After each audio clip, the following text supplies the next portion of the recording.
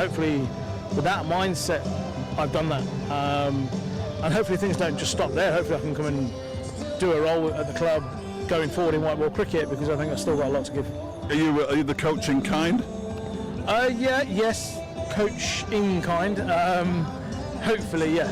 As I said, the knowledge part I have, played over 430 T20s. Yeah, I just think that I've got a lot to give, especially with the younger guys in the squad, and how we go about T20 cricket. Go well tonight, Sammit. Thank you. Cheers. Sammit Patel there. Honest, hasn't really worked out as he hoped it would. I remember sitting probably in the box where you are, or the one next to it, when he was first appointed as Derbyshire's T20 captain, and he said he wanted them to be a bit more mongrel, not to be the nice guys of the T20, and those wins against Nottinghamshire, which, I mean, last year here, this year at Trent Bridge, the double against Yorkshire, those two wins over the course of 24 hours when they beat Leicestershire as well at Edgbaston, they've shown that they can do it, but he's right, they haven't done it on a consistent basis, and I suppose it was inevitable that somebody would go.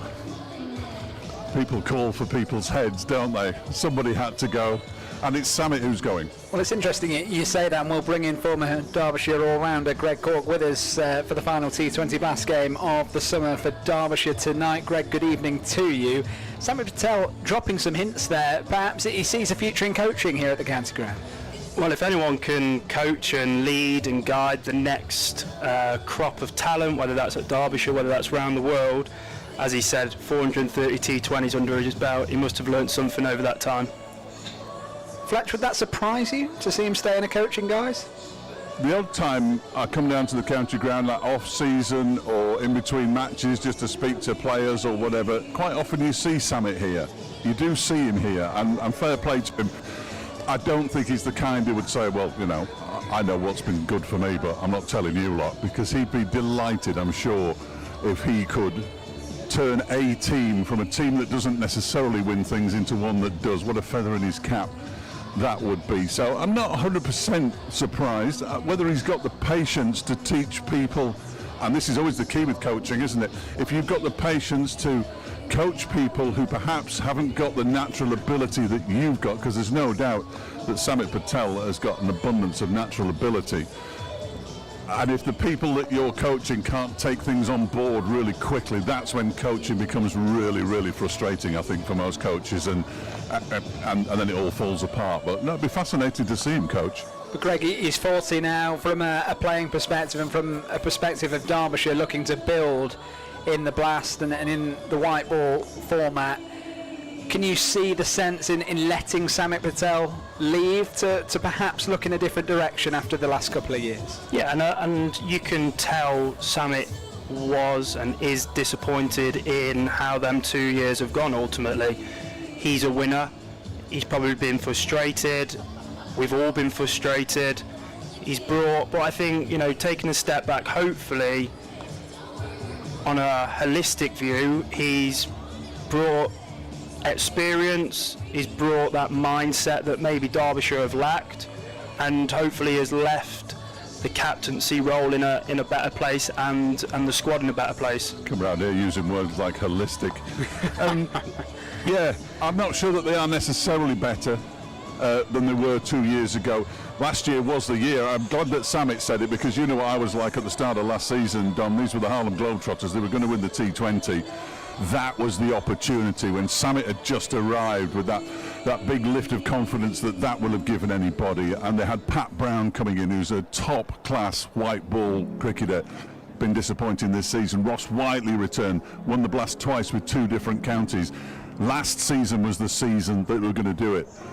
Unfortunately, Aaron Donald didn't do last season what he's done this season. If he'd have done that last season, and they'd have had Mohamed Ghazanfar, possibly, who knows, with his guile and all the rest of it, that it might just have been different last season. And I think last season was the season they were going to do it if they were going to do it. They didn't do it.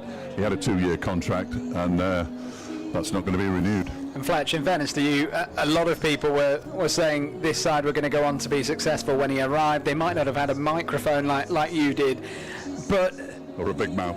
But you look back on the 2 years, we'll get a couple of thoughts coming in on social media. Ben simply says waste of a signing. Drew says that went as well as expected when appointed 2 years ago. Then there's a sense and common sense, and you know folk who have attended county cricket for over 50 years do have a feeling for what works and what doesn't, despite the pros thinking otherwise. Just saying. They do, but what I would say was, when it was announced that Ross Whiteley was coming back, when it was announced that Pat Brown was coming in, when it was announced that they were bringing in Sammit Patel with all the success he'd had over the years, bringing him in as captain of this T20 side, there wasn't one dissenting voice on social media. And now, with hindsight, yeah, perhaps it hasn't worked, but they gave it a go.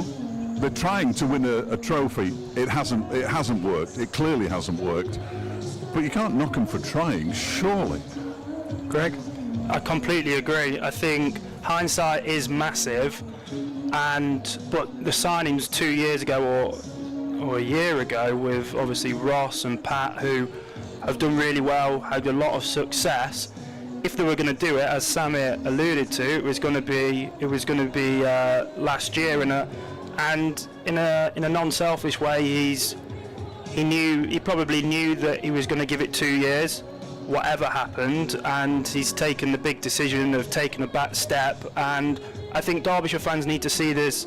Yeah, it is a disappointment, but you know, he's brought so much experience, so much knowledge, and just that winning mindset that Derbyshire need in abundance. Have you had the opportunity to be in a dressing room with Sammit Patel under his leadership? How much would you crave that?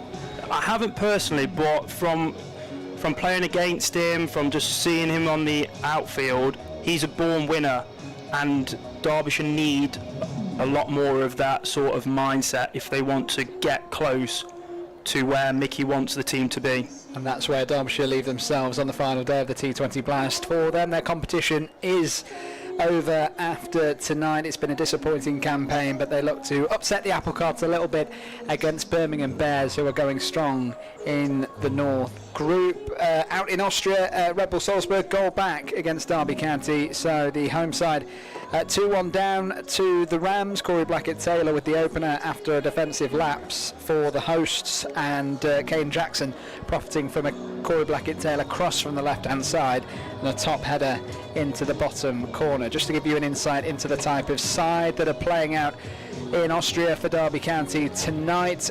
One sub since half-time, Jakob Vidal-Zetterstrom replaced by Josh Vickers.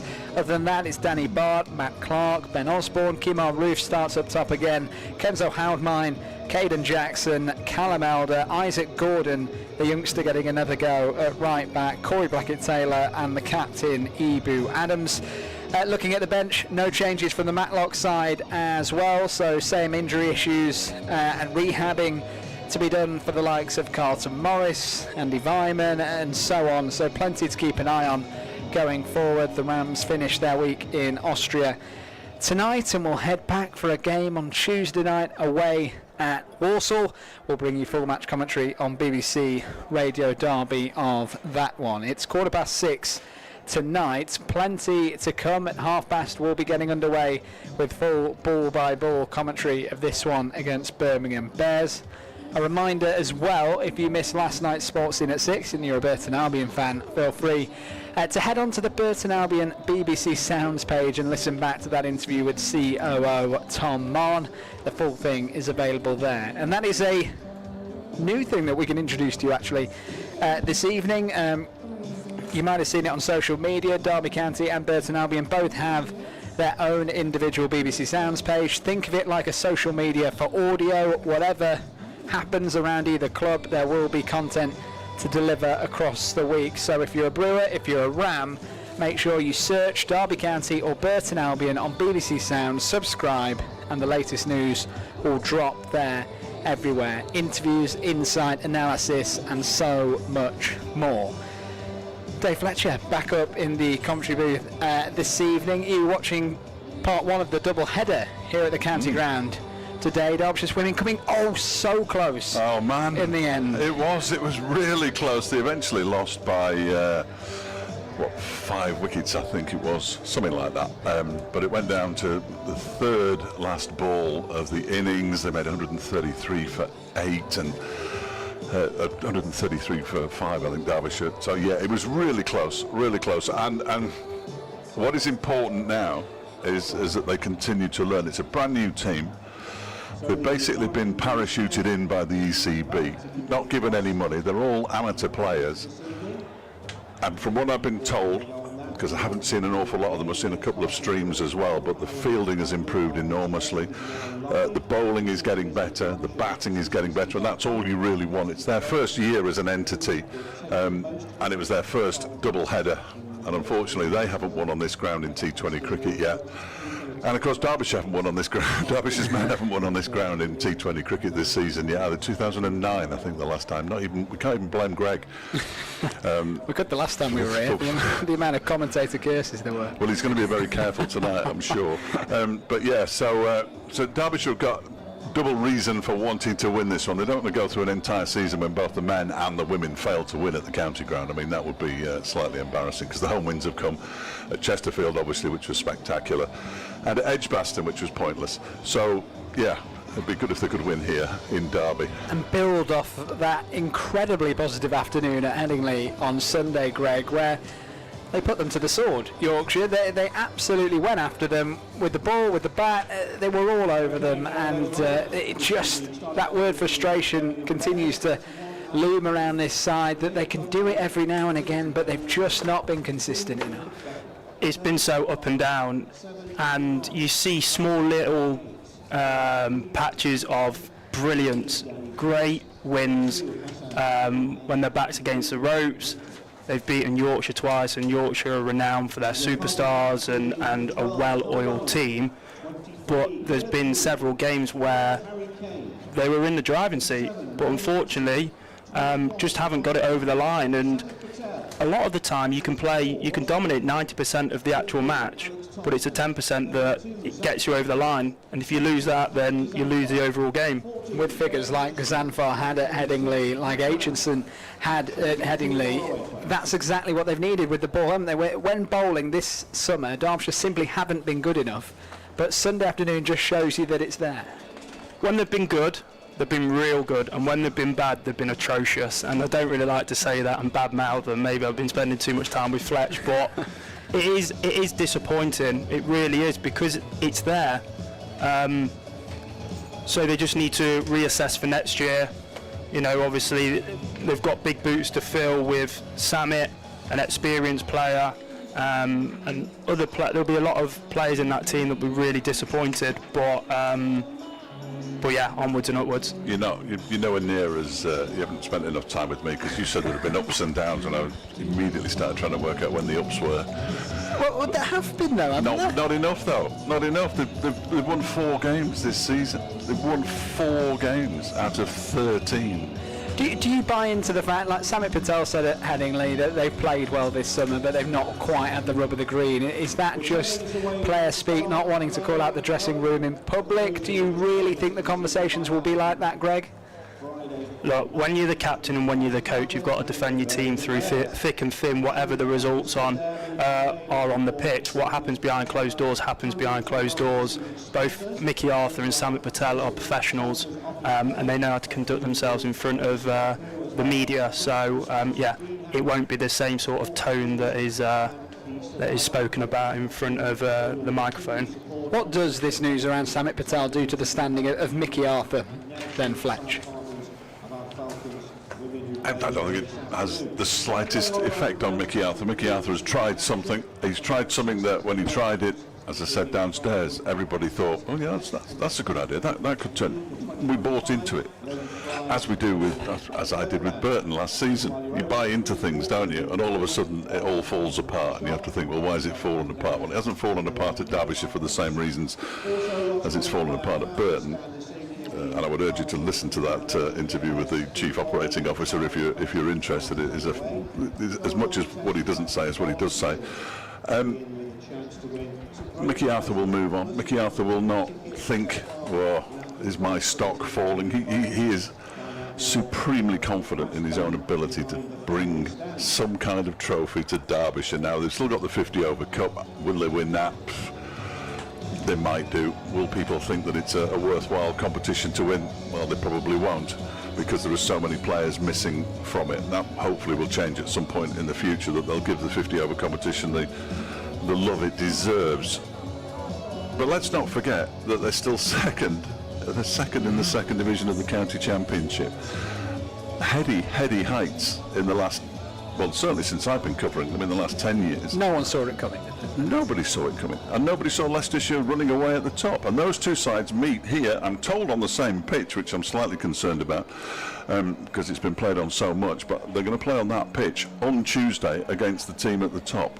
Now, if they win that, all of a sudden the belief floods through the team. They've only got 2 matches in this little group of county championship games, which is a real shame, because you're not allowed to play in August, of course. But then they've got 3 in September, 2 of them away, 1 here against Glamorgan. They go to Middlesex, they go to Kent. They've already played Lancashire twice. I think Lancashire are probably their biggest danger. But the fact that they play Glamorgan at home late on, they could be in there or thereabouts. It's in their hands. It really is in their hands. They've only lost once all season. I mean, that's ridiculous. I've been through many seasons where they haven't won a single game, let alone only lost one. They've won twice with the power to add. If you're just tuning in and you're hearing Dave Fletcher there, we are talking about the county championship season, definitely not the T20 Blast campaign. Right there, well, they've lost a few more than one in the Blast this summer. It does beg the question though, Greg, we've sat here, you've been a youngster coming through the system here at Derbyshire. A 40-year-old leaves, he's the captain, he heads out the door. Derbyshire aren't going to be able to go and get players in their prime. We know that from recent history and the resources and the cry to remain sustainable and so many other factors that come into play. Do you want to see them give some more homegrown talent a go next year in the Blast? Yes, but I think there's not that much talent out there at the moment. That's the only difficulty. Derbyshire a couple of years ago, you know, they had a crop of young talented players. They weren't getting that success that they needed, so they went to more experienced players and to, you know, get the wins, try and get some silverware, and unfortunately it didn't work. I think going back to Sammit Patel, the mindset and the intention was there. It was the right thing to do. There was a method there, and everyone was quietly confident 2 years ago with the players that they were bringing in that Mickey could have created something special. It hasn't worked, but that doesn't mean the signings were bad. It just hasn't worked out. That's the thing. It's interesting, isn't it? Because in the One Day Cup last season, Harry Moore really rose to prominence, helped them win a game at Taunton, which nobody would have expected them to have won. Went off with the England Lions and England under-19s in the winter, and unfortunately he's picked up the injury that's ended his season. Well, Joe Hawkins has just been called up into the England under-19s, an all-rounder, spinning all-rounder, under-18s captain here at Derbyshire. And I wouldn't be surprised if he didn't certainly join in with the first team in the One Day Cup. They would have wanted Harry Moore to have played in this team, in this T20 team, and injuries happen, and you have to get on with it. But he's been a big miss, because not only is he a decent bowler, well, he hasn't played a lot of senior T20 cricket. He can bat. The boy can bat. In fact, I think he's going to be a very good bat in the future. He's going to score lots and lots of first-class runs. He might even turn into a batter if his back doesn't allow him to bowl as quickly as he has been. So Yusuf bin Naeem got a go last year in the 50-over competition, but then they said, well, go into the second team and prove yourself, and he hasn't scored any runs this season for the twos. So, you know, you can't really say, well, he's been knocking on the door, in the same way that Harry Kane had gone out into the second team and scored some runs and then gets his chance in T20 cricket. Yusuf hadn't really done that, which is a huge disappointment, because this might have been his big chance. He may well still get a go in the 50-over cup. You would imagine that he probably will, because they lose 3 other players as well. But Greg's right. The talent was there in 2016 and 2017. It was all binned off, and nothing's replaced it. Just the latest before we get underway here at the county ground as Derbyshire head out to field first. Birmingham won the toss. They're batting first. Latest at the Open Championship for local Melbourne amateur Sebastian Cave. His championship is now over. He shot a second round 6 over par at Royal Portrush on day 2. George Bloor of Buxton finished his round 3 over par. Latest in Austria for Derby County as well. Red Bull Salzburg 1, Derby County 2. The Rams 70 minutes in Austria. We'll keep you up to date with the score and how that ends up. But currently leading 2-1 away from home, with John Eustace, the head coach, giving more minutes to some of those first team players clearly in this one as they round off their training camp in Austria against pretty strong opposition, it has to be said. Plenty of supporters there as well. 10 changes on the hour have been made though, so it's Vickers, Forsyth, Liam Thompson, Jake Rooney, Turley, Wilden, Robinson, Perry, Gill and Ibuka in the lineup for the second half. We're ready to go here at the county ground for one last time in the blast. Is former Derbyshire all-rounder Greg Cork and your commentator Dave Fletcher. Thank you, Dom. Looking forward to it.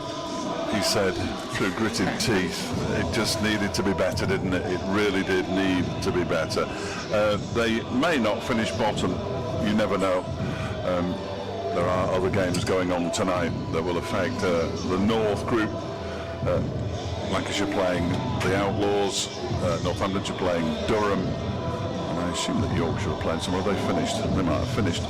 No, they haven't finished, so they're not on that. Oh, they're at Leicestershire.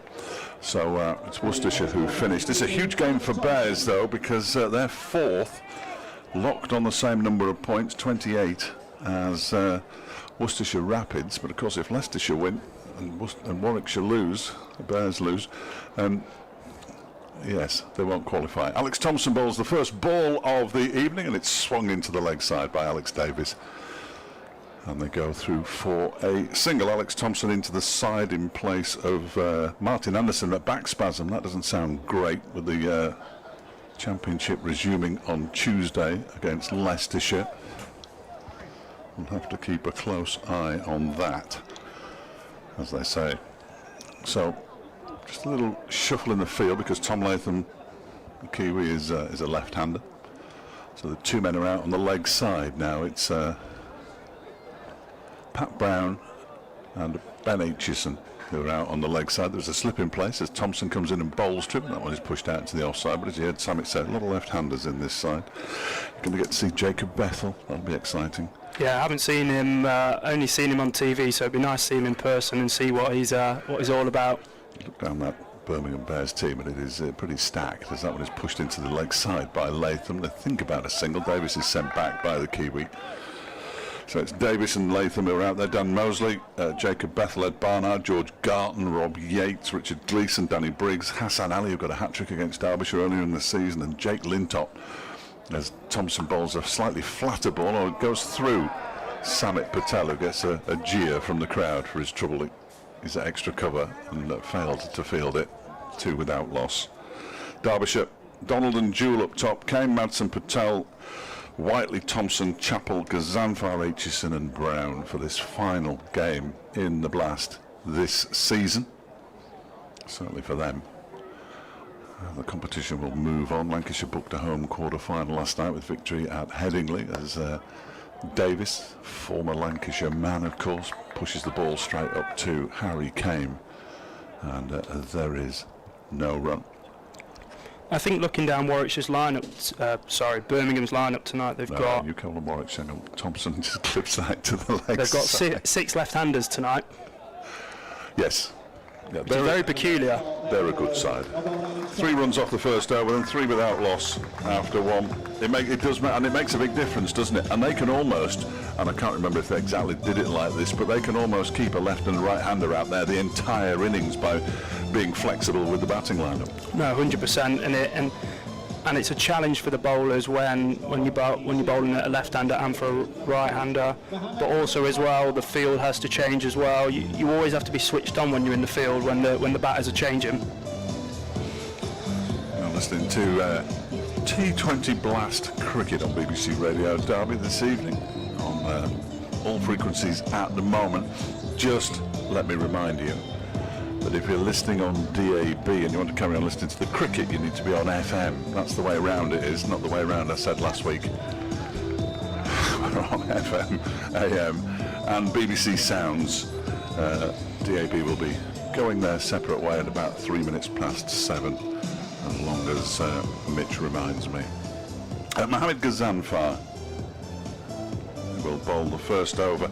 From the City end, his figures at the weekend were astonishing. I've never seen a spell of bowling like it. 4 overs, 2 maidens, 2 for 5.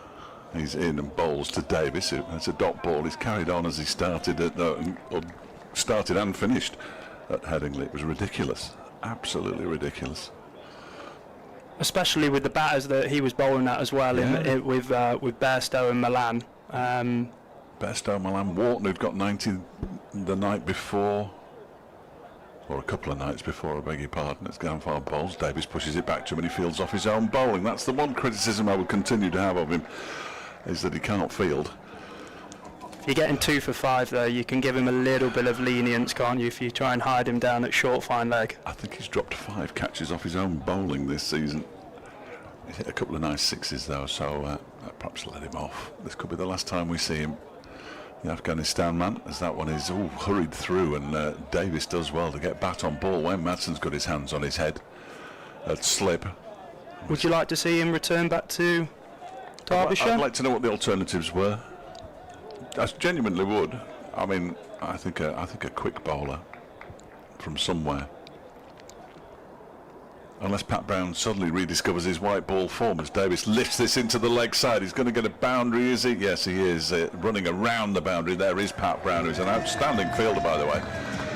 He didn't concede a boundary on Sunday. He's conceded one in his first over as Davis decided, probably premeditated shot as well, into the leg side with the fielders all up in the circle. And Birmingham moved to 7 without loss. Davis on to 6. I'm going to say something to you in a minute and you will not be able to get it out of your head.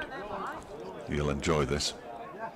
I did it to Joe Shakic at Edgbaston. That one is another quickish delivery. It beats Harry Kame at mid-on, and Davis picks up another single.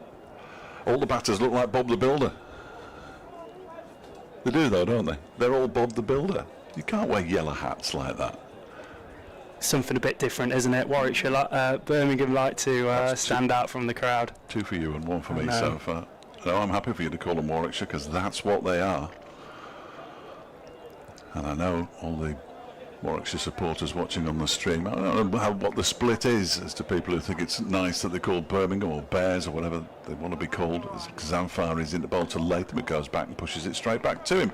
And the over comes to an end. 5 runs from it.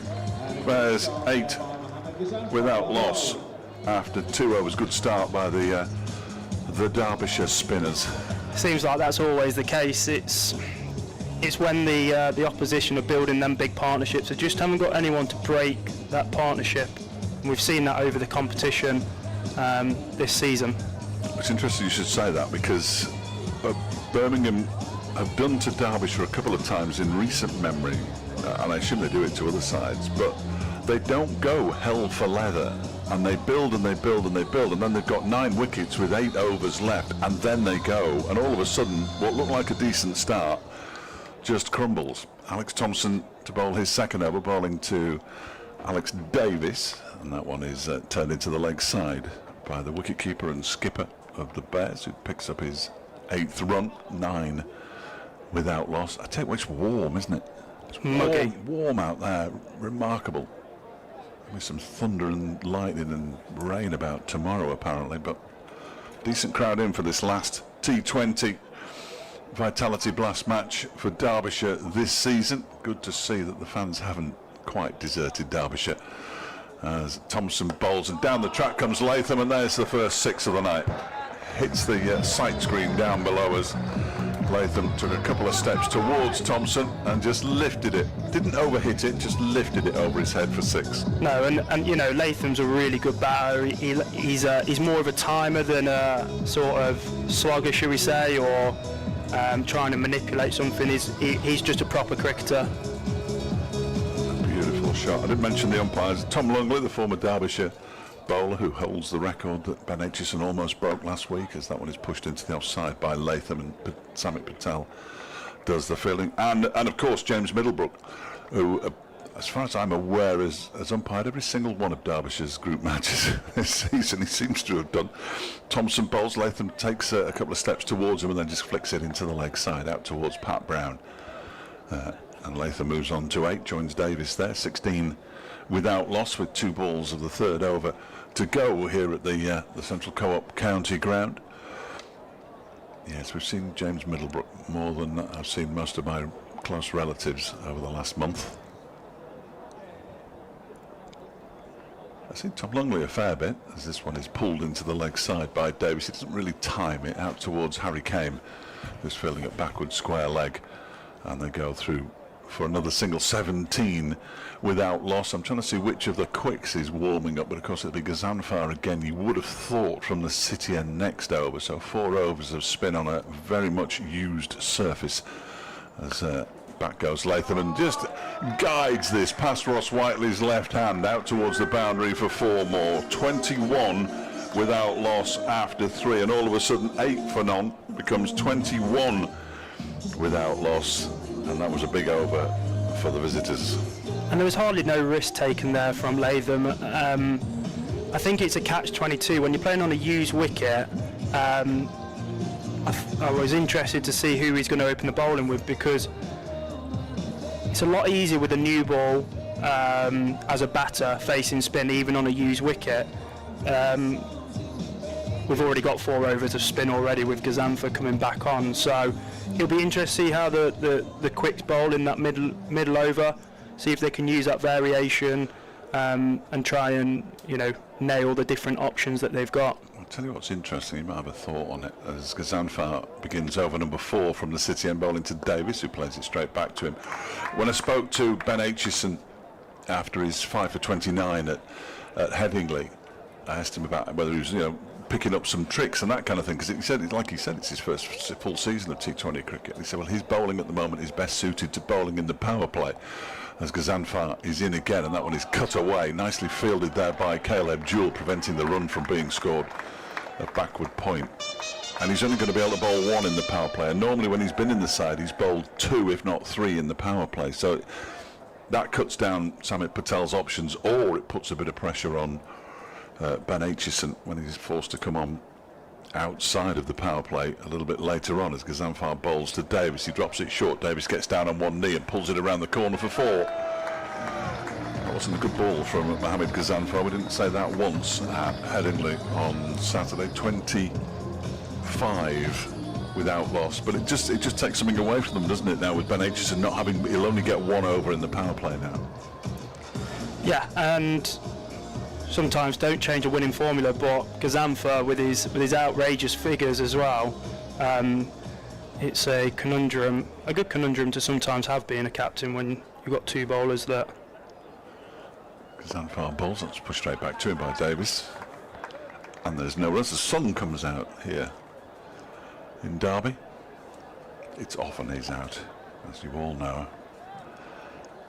Looking back at the season, Fletch, what would you say the number 1 game that you were really frustrated with, that you thought we had it in the palm of our hands, and then the ball goes back towards Ghazanfar, who sticks out a right hand, doesn't touch it, then the ball crashes into the stumps at the far end, a half chance for a caught and bowled. The first game of the season was frustrating against Northamptonshire, which they really should have won. Northamptonshire then went on to win their first 6 or whatever it was, and you think, well, Derbyshire could have won that. What's going on here? There have been so many frustrating games, especially in a new competition as well. You want to try and get. Oof, that one's been pulled into the leg side, heaved rather, by Davis, just for a single out towards Harry Kame. Ghazanfar's second over comes to an end. 26 without loss, just 5 off it. So he's conceded 10 now. Thompson conceded 16. We will get a change, and it will be Ben Aitchison. But yeah, you want to go into a new competition. You think, well, we're playing Northamptonshire, we're not playing Lancashire, we're not playing Warwickshire, we're not playing Yorkshire, the teams who you would expect, although Yorkshire have turned out to be almost as poor. as Derbyshire in this competition this season. You play Northamptonshire, a team that you play regularly, nothing to be afraid of, and they just crumbled really in a game that they should have won.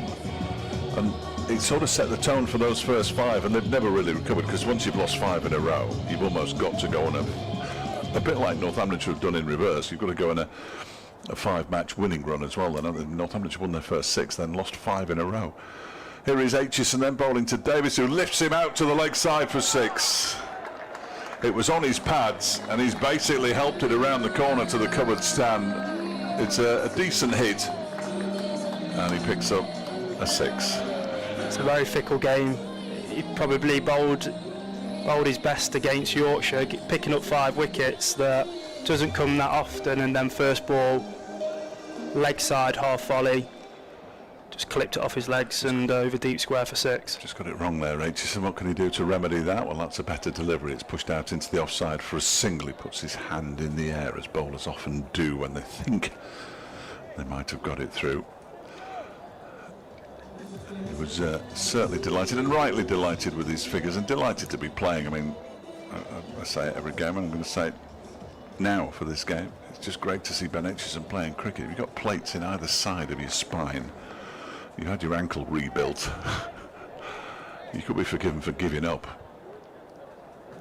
But he's fought his way back into the side, and he's on his way in now to bowl to Latham, who pushes it out into the offside towards Sammit, and there's no run. So it's good to see him back to be... And especially being a young bowler as well, having spent quite a bit of time on the sidelines, it's not just that physical sort of challenge, it's a mental challenge as well. Am I going to be able to bowl pre-injury, the same pace, the same areas? And it's great to see. Absolutely, as they almost finished him off by changing his run-up, as this one is, or playing a miss from Latham as it goes through to an Aaron Donald in his red boots, keeping wicket at the far end of the ground. Yeah, they shortened his run-up when he came back after his ankle injury, and I'm no expert, but it can't be entirely coincidental that all the back problems started at that point.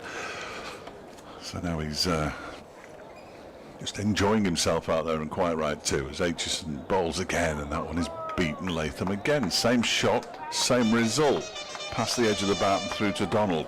It's been a good comeback from conceding the 6 off the first delivery. He's conceded 1 run since then. He's got 1 ball of the over remaining. And this is a difficulty sometimes in the challenge, and Aitchison stepped up to the mark here, bowling at a left-hander and bowling at right-handers. Aitchison in again, bowls. That was pushed out into the offside. Sammit will pick up and not shy at the stumps. And Ben Aitchison's first over comes to an end, and in the end 8 runs off it, and 6 came off the first delivery. So a good comeback from Ben Aitchison with 1 over left in the power play. Then Birmingham are 34 without loss. We're going to see Zach Chappell for the first time this evening. Fletcher, is there anybody this season that surprised you? I know you're probably the worst person to ask a question like that, but is there anybody that you thought unsure? Do you want surprised positively or surprised negatively? The first one, please. Oh. I'm not good at that. I'm looking down the list here. I don't think anybody has surprised me really. That's why I've been genuinely disappointed in a couple of things as Zach Chappell comes in and bowls. That one's gone past the edge of Latham's bat. He's playing and missing a lot the left hand as the ball goes across him. What has surprised me in a bad way, and I love him to bits, but Pat Brown has been hugely disappointing this season compared to what he was last season, what he had been in previous seasons at Worcestershire as well. Ross Whiteley's been a little bit down on, and these are big players, aren't they? Big players for Derbyshire. Sammit himself, yes, he got the 3 for at Trent Bridge, which was fantastic, as Chappell is in, and he goes for the little scoop over his shoulder there, Tom Latham, and he gets a little bit lucky because it wasn't too far away from the right hand, the outstretched right arm of an Aaron Donald, but he gets 4 for it down to the boundary in front of us, and the Bears move on to 38 without loss. You got a big score here in defeat, Sammit, as well, against Northamptonshire. The first game was Leicestershire, I beg your pardon, I was saying it was Northamptonshire earlier, and it was Leicestershire the first game, as Chapel is in and Latham defends that one. And there's no run. I've got colour-coded my little bit of paper here. And Aaron Donald has scored 2 half-centuries that have ended in, that haven't brought a victory. Well, that's unacceptable. Wayne Madsen's hit 2 half-centuries that haven't ended in a victory. Martin Anderson hit 70 not out against Leicestershire at Grace Road. They lost the game. In comes Chapel. That's in the air and just to the right of Caleb Jewell, who was scrambling almost on his knees to get to the ball there. And Latham's got away with another one there. He moves on to 19, and the 40 is up, if it is a thing, which it isn't. 40 up for Birmingham, they're 40 without loss. Pat Brown, when he picked up his 3 wickets for 40 against Birmingham, they lost. Zach Chappell has twice picked up 3 wickets in an innings, 3 for 23 and 3 for 26. They lost both games.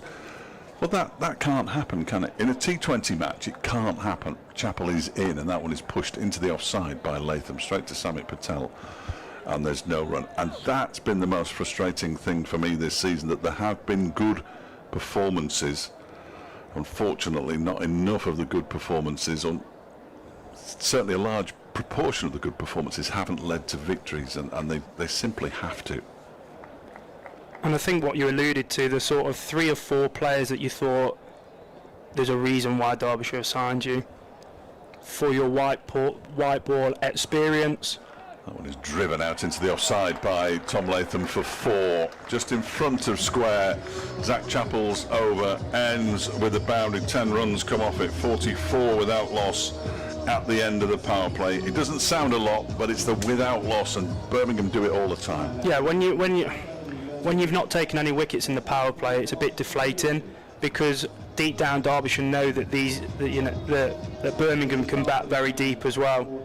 You've got Rob Yates batting at 7 there, and he opens the batting in the championship. So, and they've got a lot of match winners there. Oh, it's ridiculous, really, isn't it?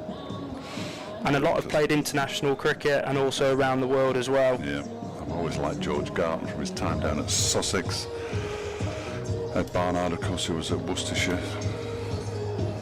Richard Gleeson, formerly of Lancashire. Danny Briggs, who will have won this competition with Hampshire any number of times. He's played almost as many games of T20 cricket as Sammit Patel, for goodness sake. And Jake Lintop, who nobody seems to be able to know what to do with, as Sammit is on, and his first ball in his final game as skipper is dispatched for 6 runs out towards the mid-wicket boundary by Davis, who moves on to 27, and the 50 comes up. So it must have been, the 50 comes up for Birmingham at the start of the 7th over. Even though he's not a big guy, he can strike the ball really well, and the thing about Davis is that he picks up length really well. Very good square of the wicket, as we saw off Aitchison's first ball, and now Sammit's first ball as well. So Sammit under a bit of pressure. See what his reply is all about. Next one is just pushed down the ground. Davis looks disappointed. Perhaps he's hit it too hard, as in off the boundary comes Harry Kane to do the fielding. 51 without loss.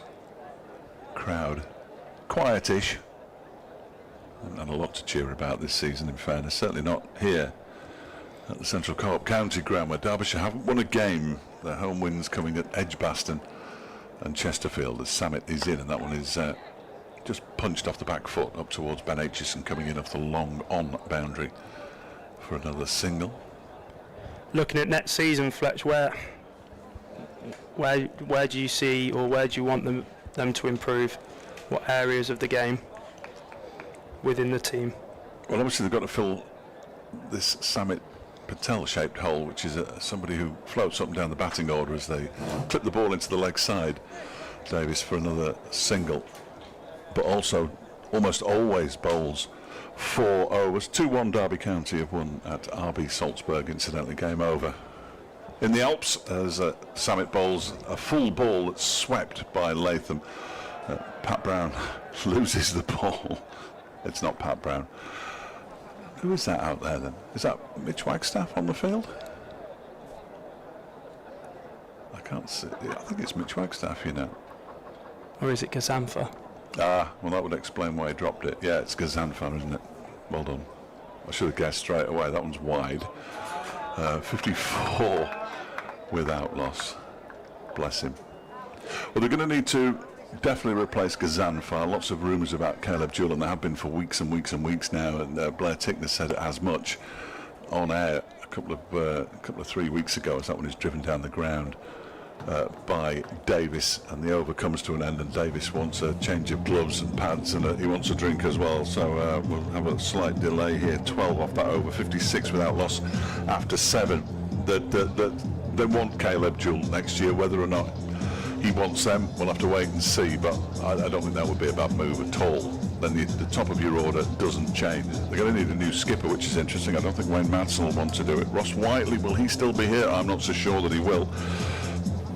Alex Thompson, his place in the squad, I think he's in the last year of his contract as well. So there's a lot of rebuilding to do, and I don't think they'll rebuild in the way that they rebuilt 2 years ago and bring in 4 huge names. I don't think they'll do that. I'd like to see an overseas quick, and I've no idea why. Here's Zach Chappell bowling to Alex Davis, who just clips the ball into the leg side. They run the first one quickly, but they're only going to get one. 57 without loss. If money was nothing, Fletch, who would you sign on the dotted line in the transfer window? Who would you like to see? Obviously, over the time, Derbyshire have had some wonderful fast bowlers. Well, absolutely. See, I mean, he's not a fast bowler, I know, but I'd never have let Haider Ali go. I think not signing him for a second season a couple of years ago was a really bad move, as this one is clipped into the leg side. He's virtually disappeared without trace now. Latham picks up another single out into the leg side. That's a great question, though, isn't it? You want to go for somebody who isn't going to get called up by their national side halfway through. I'm a big advocate. If you've got an overseas, he stays. I don't like the ones who get parachuted in and out for 2 games here and 3 games there.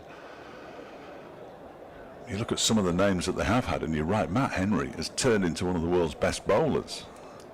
He was here in 16 or 17, wasn't he? That one's lifted into the leg side by Davis, just for a single, out towards Pat Brown. I think you'd probably, I know Caleb Jewell's been a real success, but you'd probably steer clear of Australians, because they're very fickle, the ACB, as to whether they'll allow players to play this many games or that many games and all the rest of it. I think what Derbyshire have got, they've got Mickey Arthur's contact book and scouting across the globe. Chappell bowls, Latham launches it for 6. That has gone over the groundsman's hut. Blimey, that's gone an awful long way. And Latham laces Zach Chappell out into the leg side. Joins Davis on 32 at 65 without loss. The thing is, they haven't really taken too much of a risk, and they've already crept up to 65. For none. For none, That's 7 overs. It's the none that always worries you against Birmingham. This is what they do. But the thing is, it's nice to see sometimes that they're playing proper cricket. They're playing smart cricket. They know what they need to do, and whenever you see Birmingham, there's clarity in everybody's role. Here's Chappell in and bowls. That one is clipped into the leg side by Latham. Is he going to get? Well, he's going to get more than one, because Caleb Jewell thought for a moment he was going to get there. He didn't, and it's raced away to the boundary for 4 more. 69 without loss now as Latham moves on to 36. Sorry, somebody was looming over my shoulder. I thought we were going to get a little nugget. Nothing. Excellent. It's usually what happens when I stand behind people. What we got? Well, nothing really. Still 1 ball left with the Chappell over. 23 runs conceded so far in his 11, and that one's been turned into the leg side by Latham for his 37th run. And at the end of 8, it's 70 without loss. Almost 9 and over, or is it more than 9 and over? It's one or the other. 14 off that over, the most expensive over of the innings so far. And as Greg Cork said, they've got so much batting. It's frightening, absolutely frightening, that the 2 openers have taken them to 70 without loss after 8 overs. They've hit a couple of sixes here and there, 2 apiece. Davis has hit 2 fours, Latham's hit 3, and they've got themselves to 70 without loss, without trying. Crazy, isn't it? And it'll be interesting to see who comes in next, whether it will be Mousley or whether it will be Bethel. Thompson's back, Alex Thompson, former Birmingham player. Well, I don't think he ever played for them when they were called that. Warwickshire player, clipped into the leg side by Latham for a single. He moves on to 38, 71 without loss. Still sporting the mullet is Tomo. And a keen fisherman as well. Yes. Very keen. He has illustrations of fish on his thigh pad. As Thompson bowls, that one has been swept, and swept hard for 4 by Alex Davis. Wicket-keeper, captain, opening bat, he can do it all. 75 without loss now as Davis moves on to 36, and this one is already feeling like one of those nights. Yeah. It wouldn't be right, I don't think, to interview Mickey Arthur after perhaps a victory that papered over 1 or 2 cracks, though, so perhaps it might not be such a bad thing. We will hear from Mickey Arthur hopefully in the last half hour this evening, as Thompson is in, and that one is guided to short third man. They're going to go through for the single when Madsen doesn't feel it cleanly, actually, which is relatively unusual, and they get through for another one. 76 without loss. It brings Latham back on to strike. I'll give you some of the scores from elsewhere momentarily once my device is updated, as that one is clouted by Tom Latham with the minimum of fuss and effort out towards the extra cover boundary for 4. He moves to 42. It's 80 without lost out. This has started to get very worrying indeed. Fantastic shot over extra cover there from Tom. Alex Thompson just flighted the ball up a little bit, probably saw Latham come down, and Latham just timed it very nicely over extra cover for 4. Whipped the next one into the leg side out towards Gazanfar for just a single. 81 without loss at the end of an over. And I think looking at overseas, it's very difficult to find an overseas player that will play the full season. Yes. Very difficult now because they're hot property. I thought that was the last ball, but there's one more. In fact, there's another one now, because that's going to be signalled wide. 82 without loss. Tom Lungley signals wide. Alex Thompson has a look at him, smiles and gets on with it. And he's in again now, and bowls to Davis, who just pats that into the leg side. So 82 without loss at the end of the over. 38 runs off the last 3 overs, 48 off the last 4, and they haven't really looked like they're going to do anything dramatic, which is remarkable. Northamptonshire up at Chester Street against Durham, a 68 without loss, just outside the power play there. Must be in a different time zone at Durham. Lancashire 48 for 3 against Nottinghamshire, but of course they've already qualified with a home quarter-final. Nottinghamshire, I'm not sure that they can qualify, if I'm entirely honest with you. And Leicestershire are 68 for 3 against Yorkshire at Grace Road. All the games this evening starting at 6:30 to protect the integrity of the competition, even though no team plays every other side twice. And next year, if it's what we're led to believe, there'll be 2 fewer games as well. It's Ben Aitchison to bowl over number 2. I haven't seen Pat Brown yet. Just 5 bowlers used. Aitchison's first over went for just 8, and one of those was a 6. It was a good effort. He's bowling around the wicket from the City end, and the ball is cut straight to Harry Kane by Tom Latham. Kane had a shy at the stumps, and it was well backed up by Caleb Jewell in the end. But that was nicely fielded by Harry Kane. He's still got his hands on his head now, just taking them off. That must have been quite close. Yeah, it looked like Davis was struggling there if he would have hit, but don't have the luxury of third umpire. No, and if we had, well, if we hadn't, rather, this one is pulled into the leg side. It's in the air. It's in the air for a long time, but it's going to go all the way for 6. It's been pulled from outside off stump out towards the covered stand, and Latham moves on to 49. That was was some strength in that shot. Yeah, it was quite a manipulated shot. It was a risky ball as well, because it looked like it was his stock pace, and he just bowled it just outside off stump when the ball before he brought up Zach Chappell from third man to short third man. So big ball this is. See what his comeback is. Aitchison in to bowl to Latham, who just guides it out into the offside towards Pat Brown. It's a 50 though for Tom Latham off 30 balls. Felt relatively pedestrian by an Aaron Donald standards, certainly, but 50 off 30. Mitch has just suddenly startled me. If you are listening on DAB and you want to carry on listening to the cricket, I suggest you change to FM AM or BBC Sounds on your mobile phone or other device, because we're going to disappear from DAB fairly shortly. I'm hoping that Ben Aitchison has the good grace to bowl this delivery before we're due to disappear, but he's moving his field around now. Zach Chappell's just been moved a little bit wider. In comes Aitchison and bowls. That one is lifted into the leg side. If you're listening on DAB, you're going to head off to the evening show. And Alex Davis moves on to 41 as he just clipped that ball wristily into the leg side for another boundary.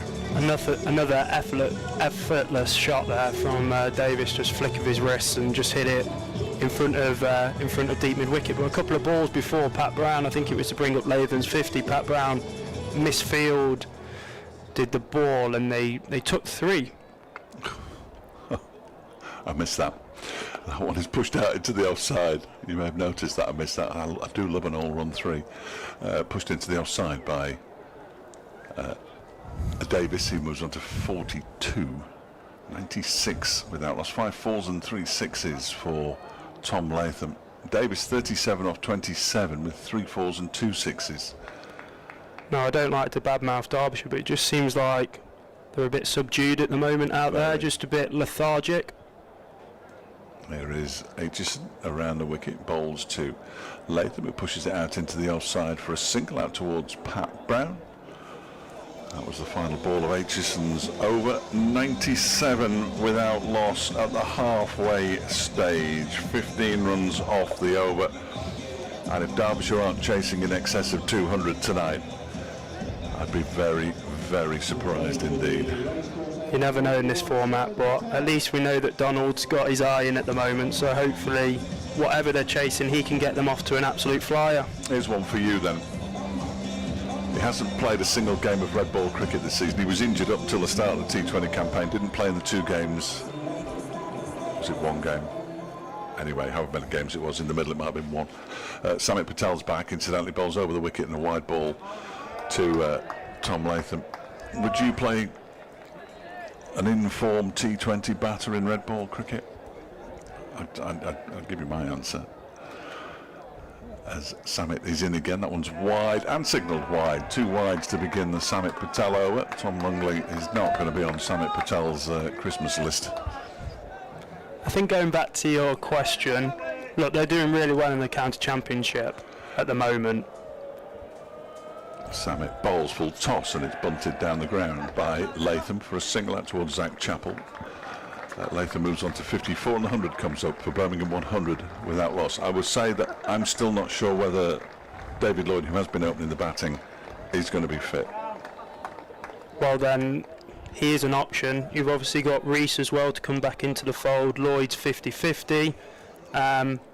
They've got that option there. He'll have confidence from the white ball format. Sammit around the wicket to bowl to Davis, who slog sweeps it but doesn't make proper contact with it.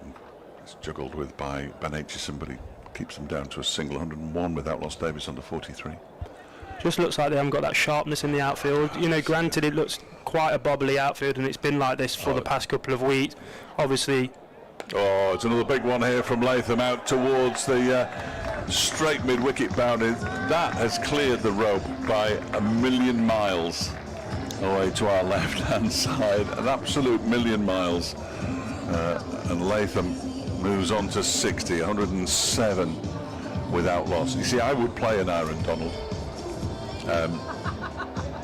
It's just they haven't got the depth. That's the thing, as we alluded to at the top of the show. Sammit bowls, Latham drives. It's misfielded by Caleb Jewell. You don't see that very often. Genuinely, you don't. And it was a tough one. It was on the ground, diving forward. Single taken. Latham moves to 61, 108 without loss. No, you're right. They haven't got anybody knocking on the door in the seconds or anything like that. Mitch Wagstaff opened the batting against Lancashire. He was out in the first innings, not playing, only 4 of them were, not playing a shot. As Sammit bowls, that one is driven into the offside by Davis, out towards Pat Brown. Single taken. Davis moves on to 44, 109 without loss. And I know people want to see the youngsters playing. I think it's a difficult one because they've got a really good opportunity, but it would be nice to see Wagstaff get a bit more of a go. You know, he was opening the batting against James Anderson. Yeah. You know, talk about being chucked in at the deep end. I don't think it was Anderson who got him, mind you. From memory. No, sir, no, I'm not having you on because we all expected it. That was the final ball of the over, incidentally. Single taken, 110 without loss, 13 off the over. It wasn't James Anderson who was the star of the show with the ball, which was quite friendly. We still haven't seen Pat Brown, by the way. He is out there, but we're going to see Mohamed Ghazanfar bowl his 3rd over. 2 overs for 10 so far, and still no Pat Brown. And putting myself in Pat Brown's shoes as well, you want to come on and bowl. He's in the team to be a bowler, and they're holding him back, and it will be in the back of his mind. I'll say. I can't remember them keeping him this long. Martin Anderson bowled a couple of death overs the other week, which was a surprise. Ghazanfar bowls. That one is cut away by Latham out towards Brown. Single is taken. Oof, that goes through, scuttles along the ground and smacks into the right foot of an Aaron Donald. He was in the squad for the opening round in the County Championship, came on as a sub and then did his collarbone fielding as a substitute fielder, which is why he wasn't fit until the start of the T20 blast, but he looks fully fit now. He won't be playing in the One-Day Cup, of course. He'll be at Birmingham. Ghazanfar bowls, hurries Davis up a little bit, but he manages to get it up to the edge of the circle at mid-on for a single. Davis moves to 45, 112 without loss. And I know it's a T20 night, but you can't help as Ghazanfar comes in and bowls, and I'm not entirely sure what Latham was trying to do there. He manages to somehow push the ball into the offside for a single. And I can never remember a time in my 10 years here when I've been longing for red ball cricket. But boy, oh boy, have I been longing for red ball cricket. I just hope that they can do the damage against Leicestershire as Davis tries to smash that into the offside, but only manages to play it straight back to Ghazanfar. I noticed Leicestershire were very excited today because Ian Holland is back. He's been a real success for them since arriving from Hampshire this season as well, with Logan Van Beek. That'll be an interesting game, but on this pitch could be 110 plays 120, plays 96, plays 52, and over in 3 days. In comes Ghazanfar. That one is clipped into the leg side by Davis. There's 2 fielders out there. Pat Brown gets to the ball first, slides along the ground and throws in a brilliant throw from Pat Brown in the deep. He is a magnificent fielder. 2 runs were taken, 115 without loss. Davis moves on to 47. So it's going to be a fascinating contest starting on Tuesday. BBC Sport website and app, don't miss it. I think we're on sounds as well for day one, certainly, as this one is keeping low. Davis goes back and cuts, misses it, and Davis just about managed to stay on his feet there. Ghazanfar's over, concedes just 5. He's now bowled 3 overs for 15. It's been a terrific effort from him, but still no wicket. Both batters having a drink and a towel down. Meanwhile, Wayne Madsen and Sammit Patel speaking to Alex Thompson, who has got 1 over left and he's going to bowl it now by the look of it. The off spinner. He's already already removed his cap, if indeed he had it on. So Alex Thompson to bowl over number 13, and still no Pat Brown. No, I can see him out there. I think he's staring at Sammit Patel with lasers in the back of his head. If he doesn't come on soon and just walk off, he's just tossed a drink to the ground. He's fielding at sort of straightish mid-wicket to the left-handed Tom Latham, who's on 64 of 37 deliveries. This is what you want from your overseas. But that's a luxury that Birmingham have. They have deeper pockets and they can attract the upper echelons of overseas players. Thompson in and bowls. This one's been lifted into the leg side. That's 6. And there he goes again, Tom Latham, with his 5th 6th of the innings to match his 5 fours. He moves on to 70. Birmingham 121 without loss, and already must be nearly home time, isn't it? And they've signed Thompson from Yorkshire. Yeah. Where's he going to fit in? I mean, he's a very good cricketer. Is he Moeen Ali's replacement? This one is swept by Latham. Swept very, very fine, and beats the fielder out there, Ghazanfar, for 4 more. The over starts with a 6 and a 4. And Latham moves on to 74, 125 without loss. I just think Sammit can't get out of here quick enough. It's his last game in charge of this team, and it's not a game at this stage you wouldn't have thought that he's going to remember with particular fondness. Thompson bowls. Back into his crease goes Latham, just taps it into the leg side. Ghazanfar in off the boundary. Oh my word, he's chucked that in. Just for a moment I thought he was going to give more overthrows away. He managed to concede 9 runs at Northampton last Friday. We were in a little shed. Has Dominic told you about it? It was great. It was about 40 degrees in the shed that we were in. Mohamed Ghazanfar gave away 5 penalty runs for throwing the ball at the batter, and then about 2 overs later 4 overthrows, and so he conceded 9 unnecessary runs. That's a good piece of fielding by Caleb Jewell at short third man, which turned into short fine leg with the switch hit from Alex Davis. He got the ball in quickly, but Latham had already got on his bike, and they get through for another single. Davis moves to 48, 127 without loss. I've never been so hot in my life. Thompson bowls, and that one is swept straight to Ghazanfar for a single. 1 ball to go in Thompson's 4th over, so this will be the end of Alex Thompson's work for the evening with the ball.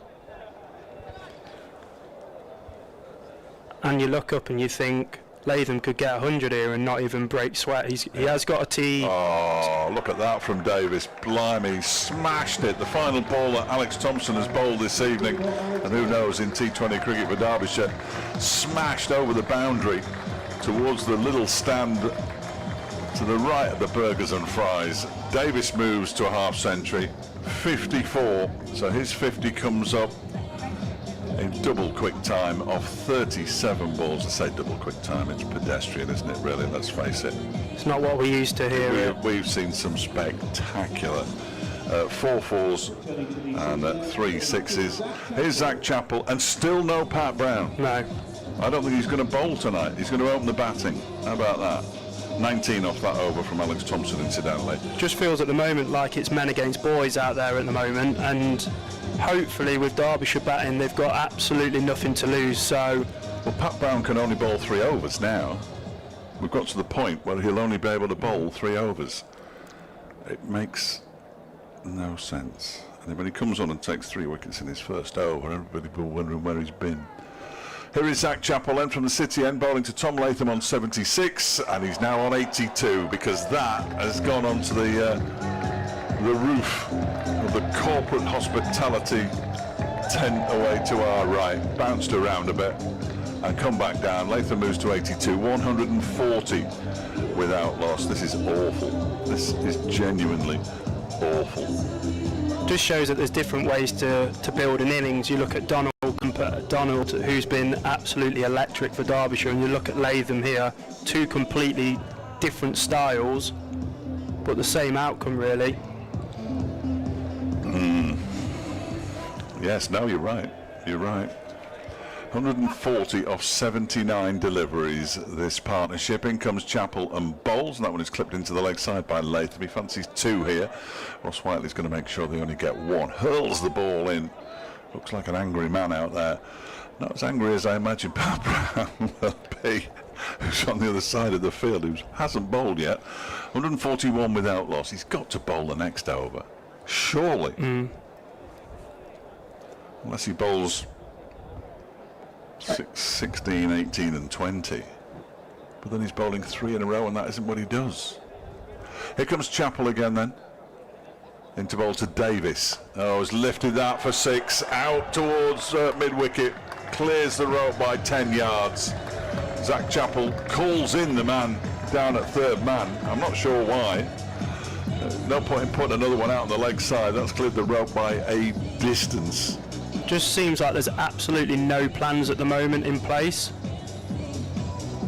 And also as well, Wayne Madsen's been fielding on the rope a lot of the time, and third man. And usually he's in the ring and he's hustling and he's close to Sammit so they can bounce ideas off each other, but something doesn't look right at the moment. No, you're absolutely right. It looks horrible. It feels horrible. Chappell in, bowls to Davis, who gets one in the block hole. That was nicely bowled by Chappell. Now he's got to race to get the ball, and he gets there on the edge of the 30-yard circle, and they get back for 2 runs, and Davis moves to 62. 149 without loss. You can't fault Zach Chappell's effort there. It was a terrific delivery, and then he ended up having to field off his own bowling as well. I don't think you can fault any of the efforts out there throughout this competition. They just haven't been good enough. They just haven't executed their skills, and you saw there a good solid Yorker. He can bowl to his field, but at the moment it's going all over the place. He's in again to bowl to Davis. So, that one goes through everybody. We got a little touch on it as well, apparently inside edge, because that's been signalled for by James Middlebrook, and it's 4 more to Davis, who moves on to 66, 150 up, 153 without loss now.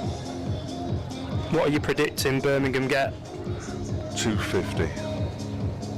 We're not at Taunton. No, but we've still got 6 overs to go after this. And we've still got Jacob Bethel in the dugout to come. Still got Pat Brown, of course. If we ever see him bowl, this is bizarre. Chappell in and bowls. That one is driven straight back to him by Davis. Dot ball. That was He's tried to bowl 3 Yorkers there, and fair play to him. I think that's what, when the game's like this and in this stage, when they're absolutely cruising and the run rate's just over 10s, if the board has updated quick enough, you've just got to go to old-fashioned Yorkers, because you can set a field and you can't, if you execute your Yorker, you cannot be hit that far from it. Well, still no Pat Brown. Sammit Patel is coming back on to bowl his 3rd over. He'll bowl all 4, he generally does, so he's got 2 to go. Chappell's got 1. Gazanfar's got 1. As this one's a full toss from Sammit, and is it going to be a catch? No, it's over the head of Ben Aitchison down below us at long on, and it's gone for 6 more. It just seems like the news of Sammit leaving has just made a ripple effect in a bad way at the moment. It just seems like they're all down and there's no intensity out there, there's no energy or urgency out there. I get it, it's a bit of a nothing game, but still, you're professional cricketers.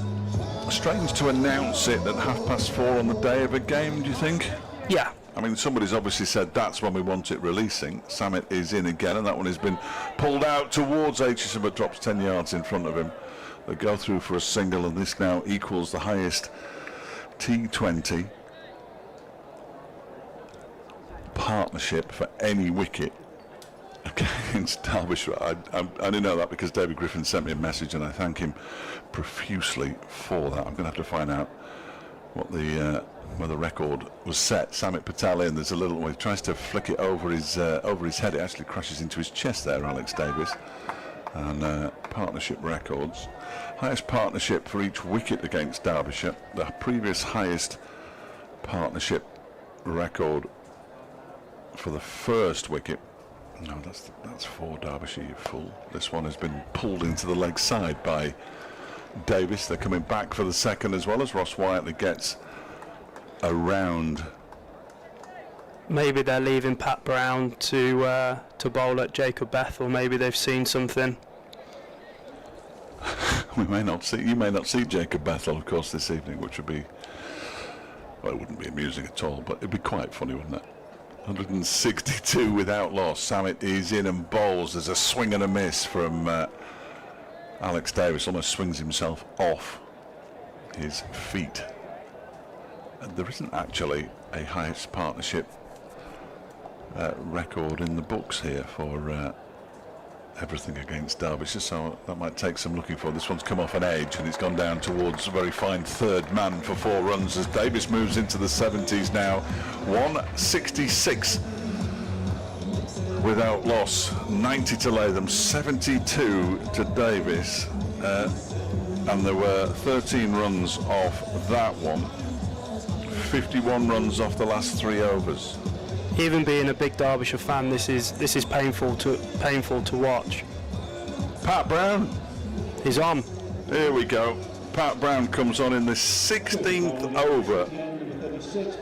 Maybe he can finish off the competition with a fifer. It won't make any difference, unfortunately, but you're absolutely right. Let's find the... No, not that one.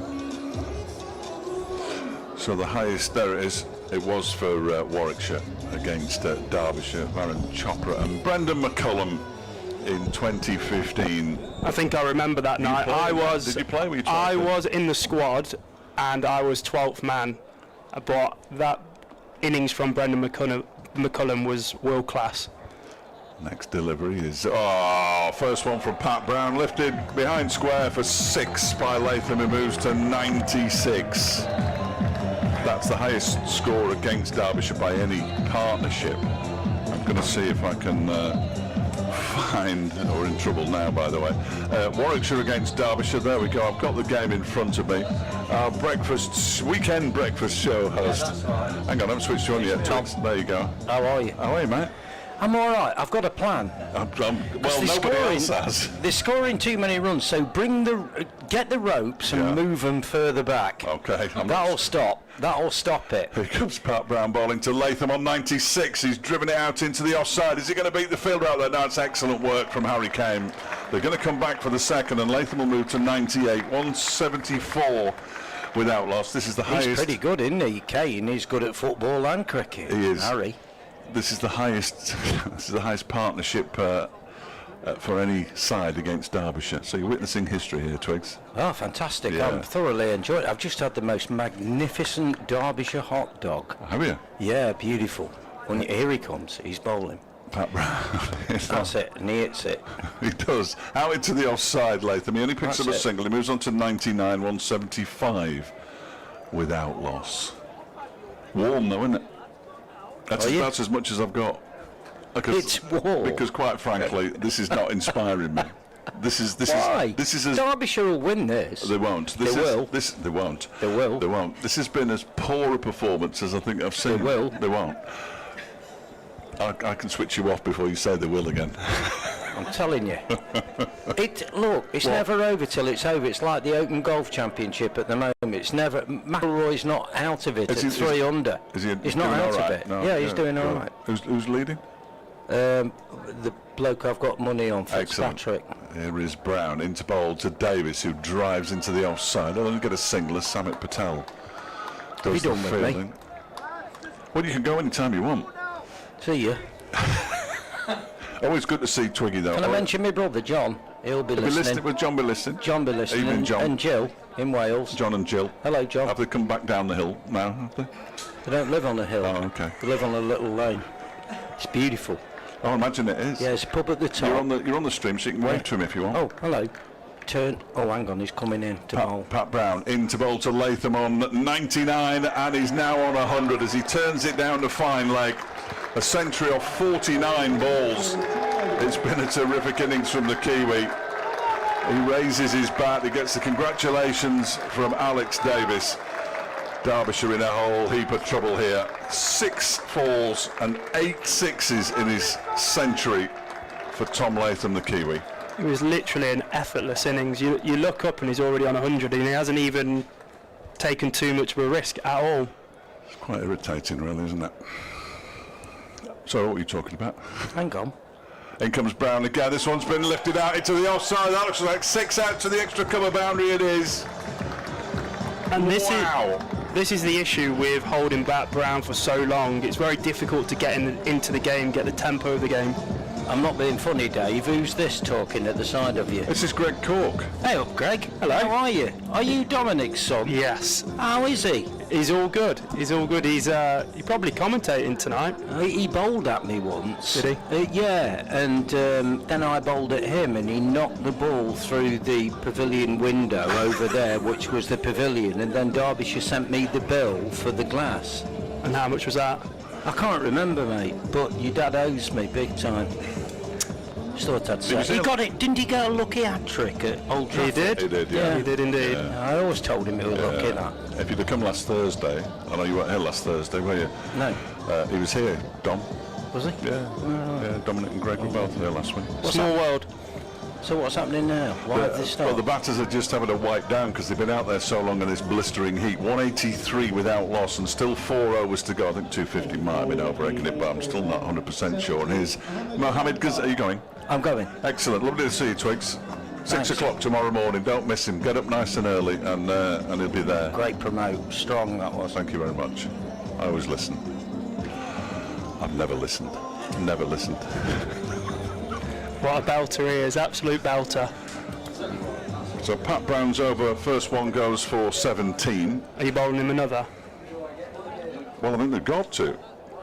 Or if he just bowls 1 over for 17 and that's his night's work, I think if I was him I'd be furious because Zanfar in and bowls. Latham has pulled this around the corner. 1 bounce for 187 without loss now. Latham on to 104. Davis has 79 as a century for Davis in this one as well, no question about it. We've had some records over the season in T20. We've had Donald. We've had highest partnership against Derbyshire as well. So We have indeed. This next one is out into the leg side. The catch is going to be taken and is. And Latham goes for 104. It's been an absolutely magnificent innings. The catch was taken by Zach Chappell. Mohammed Ghazanfar picks up a wicket in his final over. It won't matter. And Warwickshire, Birmingham at 187 for 1. crazy, isn't it? Absolutely crazy. And you look up and look who walks to the crease. Jacob Bethel. Oh, God.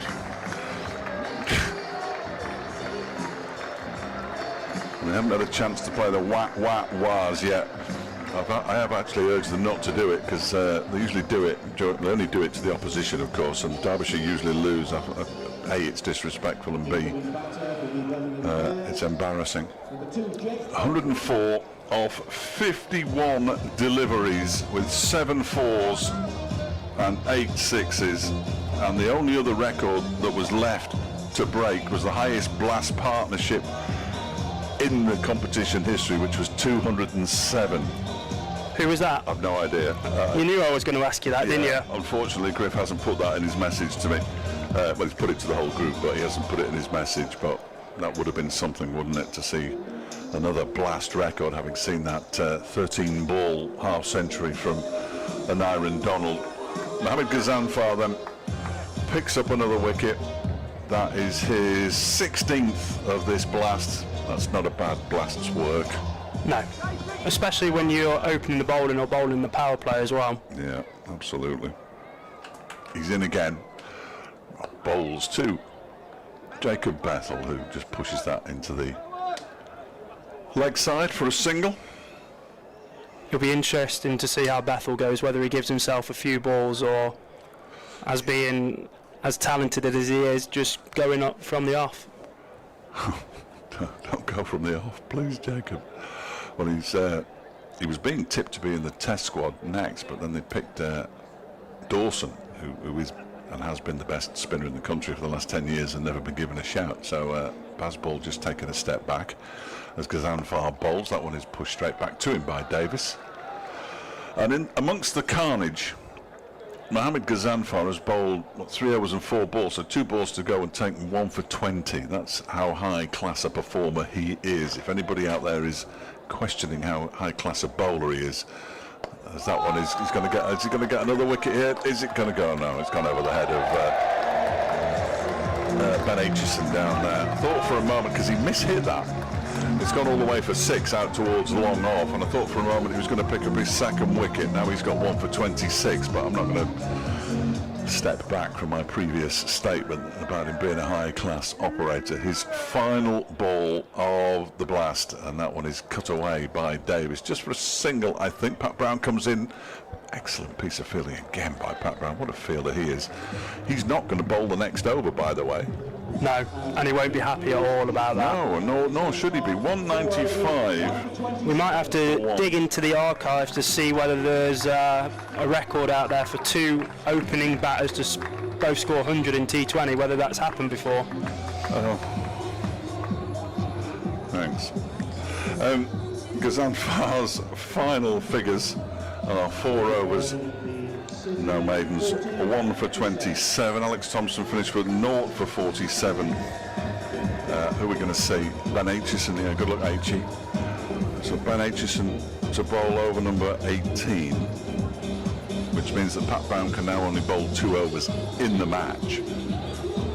They're the only 2 bowlers who completed their full allocation so far.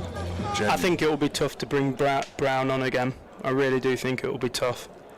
Here is Aitchison in and bowls, and that one is driven down the ground by Davis. They've run the first one. Battle rather fancies the striker. You know, he sort of ambled towards the striker's end, didn't he? He wants a little bit of Ben Aitchison here. He's going to have to be very clever when he bowls against Jacob Battle. The ball was thrown back towards the bowler's end then, and Alex Davis, he hasn't done enough in scoring 87 off 51, caught the ball and gave it to Sammit Patel.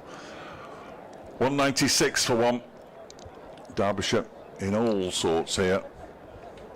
That's the next one, isn't it? What's the highest score that so somebody loves somebody down there. Here is Aitchison then bowling to Bethel. In he comes, and Bethel crashes this away square on the offside for 2. Good bit of relay fielding out there between Kame and Brown. Harry Kame is worth runs out on the boundary. He's a terrific fielder along with Pat Brown out there. Highest team totals against Derbyshire. That's what Warwickshire's highest is 242 for 2 in 2015. That's the game. Yeah. Yeah, sorry. I keep mentioning it now. No, I was running on drinks, so it was all right. No need to say sorry to me. Oh, okay. In comes Aitchison again. That's driven out towards wide mid-off for 4 runs by Jacob Battle. His first boundary in the 200 comes up for the Bears. Hence the shouts of "You Bears," which are possibly the most irritating shouts you can hear at a cricket ground. They also made 205 for 5, did Warwickshire in 2019. They also made 203 for 7 in 2023, so they've got a bit of form. They made 199 for 6 in 2025. That was this season. As Aitchison bowls Yorker, and he's got him. Bethel goes for 7. Wow, what a damp squib that was. Deflating that is, but it just shows it was a full and straight ball in the block hole, and you can't do anything about it. A good old-fashioned Yorker gets one of the best up and coming, promising left-handed batters out there in the country, and if it's good enough for him, it should be good enough for everybody else. Absolutely. What is this music? Shoot the runner by Kasabian. Why are we playing a Leicester band in Derby? What's that all about? What are we playing a Leicester band for? Are you Shazamming this again? No, it just comes up on my phone, look. I don't know why. It'll change now, look. There's a little thing there. It's not Shazam. It won't. Technology, eh? Don't understand it. Dom's got plenty for the break, because I've got no answers. I don't know what the questions are, but I've got no answers. I haven't had any answers in T20 for a long time. And just looking at the replay of that wicket, it was spot on, that ball, right in the block hole. Nothing you could do about that. 1 for 30, Aitchison, and he's got 2 balls of his 3rd over to go. 2 wickets in the last 2 overs. Derbyshire fighting back. Dan Mousley is the new, gosh, he's hit the first ball he faces, a reverse scoop for 6. Crazy, isn't it? Absolutely crazy. After what started as 3rd man and ended up as fine leg. I mean, that's madness. And I think he's been in and around the England lines as well. Yeah. It's either Mosley or Linton. I think it's Mosley who wants to play red ball cricket. I don't see why he can't, to be brutally honest with you. And he's got all the tricks. He's another very fine player. He waits now. Birmingham need to win to secure their place in the quarter-finals, of course, and that one is turned into the leg side by Mosley for a single, fielded by Wayne Madsen. 209 for 2. It looks like Wayne is limping a little bit. I think he may be carrying a slight little niggle. That's why we've seen him at short 3rd man and short fine leg. I can't remember which game it was now, but he got smashed on the foot by Zach Chappell. I think it might have been at Northampton. Or was it here last Thursday? It was here, last week. Last Thursday before the Northamptonshire game. Yeah, so against the Rapids. Had another disappointing performance. No Pat Brown. Zach Chappell. This is remarkable. They're effectively playing with 10 because Pat doesn't bat. I mean, that isn't what he does. He doesn't bat. You could have just brought in another batter. Well, yes. To bat at the in the middle order. 209 for 2 with 12 deliveries to go. In goes Zach Chappell to bowl to Mosley, who smashes him back down the ground for 4. You always sound so optimistic when you commentate, and then the second half of the sentence just deflates. The key to local radio coverage is not to get... I mean, Warwickshire have been terrific, and if I'd been in that box next door doing WM, I'd be screaming at the top of my voice. Maybe it could be a big transfer. But I don't think so. Here comes Chappell in and bowls, 213 for 2. He's got a bit of good fortune there as Mosley, as he gets a inside edge down towards Caleb Jewell at a fine leg. Mosley's already on 12. He's only faced 4 deliveries, 214 for 2. I don't think I've seen the outfield as bobbly. It's awful, I know I keep on going on, and it is difficult being a fielder out there because you're just hoping and praying it doesn't bobble or it doesn't hit something or anything like that. So. No, it is poor at the moment. They're replacing that very soon. It's a full toss from Chappell. He can't really get much of it. Davis, who's going to miss out on a century if he's not careful. He moves on to 88 off 52, 215 for 2. I'm fairly sure that he's... Well, it'll niggle him a little bit, but I don't think that's his prime concern here as the captain. And what are your thoughts on the Mulder getting a triple century and declaring? What were your thoughts? Well, I'm glad a Leicestershire player doesn't hold the world record for Test cricket. I think that's a good thing in anybody's world. As Chappell bowls, there's a little faint edge and it's not taken by Nye Donald behind the stumps. They're going to come back for the second as well. He's dropped his bat as Mosley. That won't matter. He gets back comfortably. And it's 217 for 2 as Mosley moves on to 14 off 5. Well, if it had been me, I'd have just carried on batting. And he was captain as well. Oh, yeah. And I think they won in 3 days or something like that. By an innings in 3 days. I mean, the fact that Zimbabwe are the shambles that they are, it's sort of right that the record, it's almost like these T20 records where somebody gets a 9-ball half century for Nepal against Hungary. And this one is smashed down the ground by Mosley. It's going to go between the fielders, is it? No, it's an excellent piece of fielding by Pat Brown. It's thrown in eventually by Harry Kane. Well, if he is angry and he is upset, Pat Brown, only bowling 1 over, he's not showing it in the field. It's been another exemplary performance in the field. And that's good to see. He'll be really disappointed that he's not bowled a few more overs, but it's good to see that he's throwing himself around and saving the boundary there. Here comes Chappell again. That one is launched down there. Oh, wow, that is a big 6 from Dan Mosley. He moves to 22.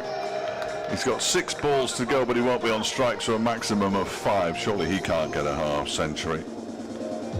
Are you letting Davis get his 100 if you're at the non-striker's end, Fletch? Yeah, I think so. A nice touch. Yeah. Here you go. We had a chap that plays for my local team who played for Gibraltar in the week. Oh yeah. And you see these videos on Twitter and Instagram of this European cricket tour, and he said it's bonkers, absolutely bonkers. They play them all. Because you had down in Spain, don't they? You had the deploys playing for Hungary. Hungary, absolutely. Crazy. Well, the good news is we can get away from this madness at half-time, because we're going to be hearing from Nick Webster, who's out in Salzburg, having watched Derby County beat RB Salzburg 2-1 in their latest pre-season outing a little bit earlier on today. Corey Blackett-Taylor starring, the goal and an assist. Ben Aitchison to bowl the final over, and well, he's rather missed out. Well, he hasn't missed out because it was a good delivery, but he's managed to get Davis off strike as Ben Aitchison. Davis moves to 89. What it has done is it's brought Dan Mosley on to strike. He's got 22 off 7. Are they just trying to get as many as possible in this over, or is he going to try and get a 1 and get Davis on strike? Well, 5 sixes gets him the quickest T20 blast half century of all time. We can't be looking at the archives again. We don't need to. We know what it is. Here comes Aitchison and bowls, and there's the first of them. That one has been driven. No, it isn't. It's not going to go all the way. In fact, it's bouncing inside the rope, and it's fielded by Zach Chappell, who basically chucks it on the run. And I think did they go for 3 there? Yeah, they went for 3. That's a good effort. I've never seen that before. Well, he didn't doing a full pirouette. Yeah, he was almost over the boundary by the time he threw it back. Mosley moves on to 25 off 8, so there's the half century out the window for him, which is excellent news. Bears on to 229 for 2. Stephen Martin of the media team is wandering around the boundary there. I don't know what on earth he's doing. He's just sort of plodding in that way that Stephen does. Somebody on a camera should get him on the stream. Here is Aitchison then. 4 balls to go. 229 for 2. Bowls to Davis. Oh, he's put it straight up in the air. And it's been caught by Pat Brown. No century for Alex Davis. The way he was going, it looked like that was going to go and hit the roof over the far side. Could you tell from my commentary that I thought that's where it was going? I thought you say stay level in the sentence, don't be too up and down. 229 for 3, and it's another wicket for Ben Aitchison, who had a day out at Headingley. Well, he's picked up another one here as Davis departs for 89. I think. I can't tell because the scoreboard, is it 89? Yes. 89 of 54 balls. Another terrific knock from him. 6 4s and 6 6s. It's just been a proper innings by Birmingham tonight. Really has been all started from the power play. Really wasn't too outrageous. It wasn't a Donald sort of outrageous innings or anything like that. And they put themselves in a comprehensive position. Certainly have. Here comes Aitchison again and bowls. The first ball is scooped by the new batter Ed Barnard for 4 runs. Thank you very much indeed. 233 for 3, the scoreboard. We know it's a 4. Can we have a scoreboard, please? For goodness sake. Technical glitch. All we're asking is a score for a scoreboard. 2:30, there we go. Some of us trying to work here. Aitchison on his way in again with 2 balls of the innings to go. 233 for 3. He's put that one straight up in the air. He's going to be caught by an Aaron Donald. Aitchison gets his 3rd wicket. Barnard goes for a 2-ball 4. and they're 233 for 4. But there's no joy in these wickets, really. No celebrations. Ben Aitchison has done really well because he's picked up his 3rd. But there's no point in celebrating, is there, really? 8 wickets in 2 games. Oh, On a personal level, yeah. he'll be all right. I think Brown will not be a happy chappy tonight at all. Neither would I be.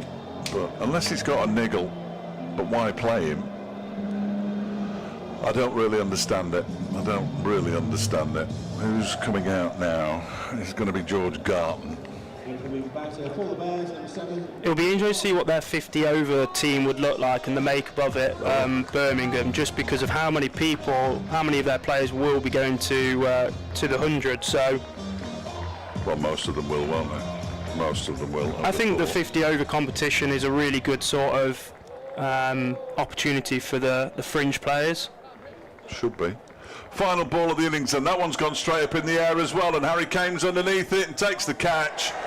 Garton goes first ball, and Ben Aitchison finishes with 4. Would you believe it? In all the carnage. 233 for 5, Birmingham, as Garton is dismissed, leaving poor old Jacob Bethel, Dan Mousley rather, on 25. 233. Go easy there, Fletch. 5. Ben Aitchison finishes with 4 for 45 as the bowling figures disappear off the screen as quickly as they arrive. Zach Chappell 4 overs for 59. Thompson 4 overs for 47. Sammit 3 overs for 38. Pat Brown bowled 1 over for 17. No idea why.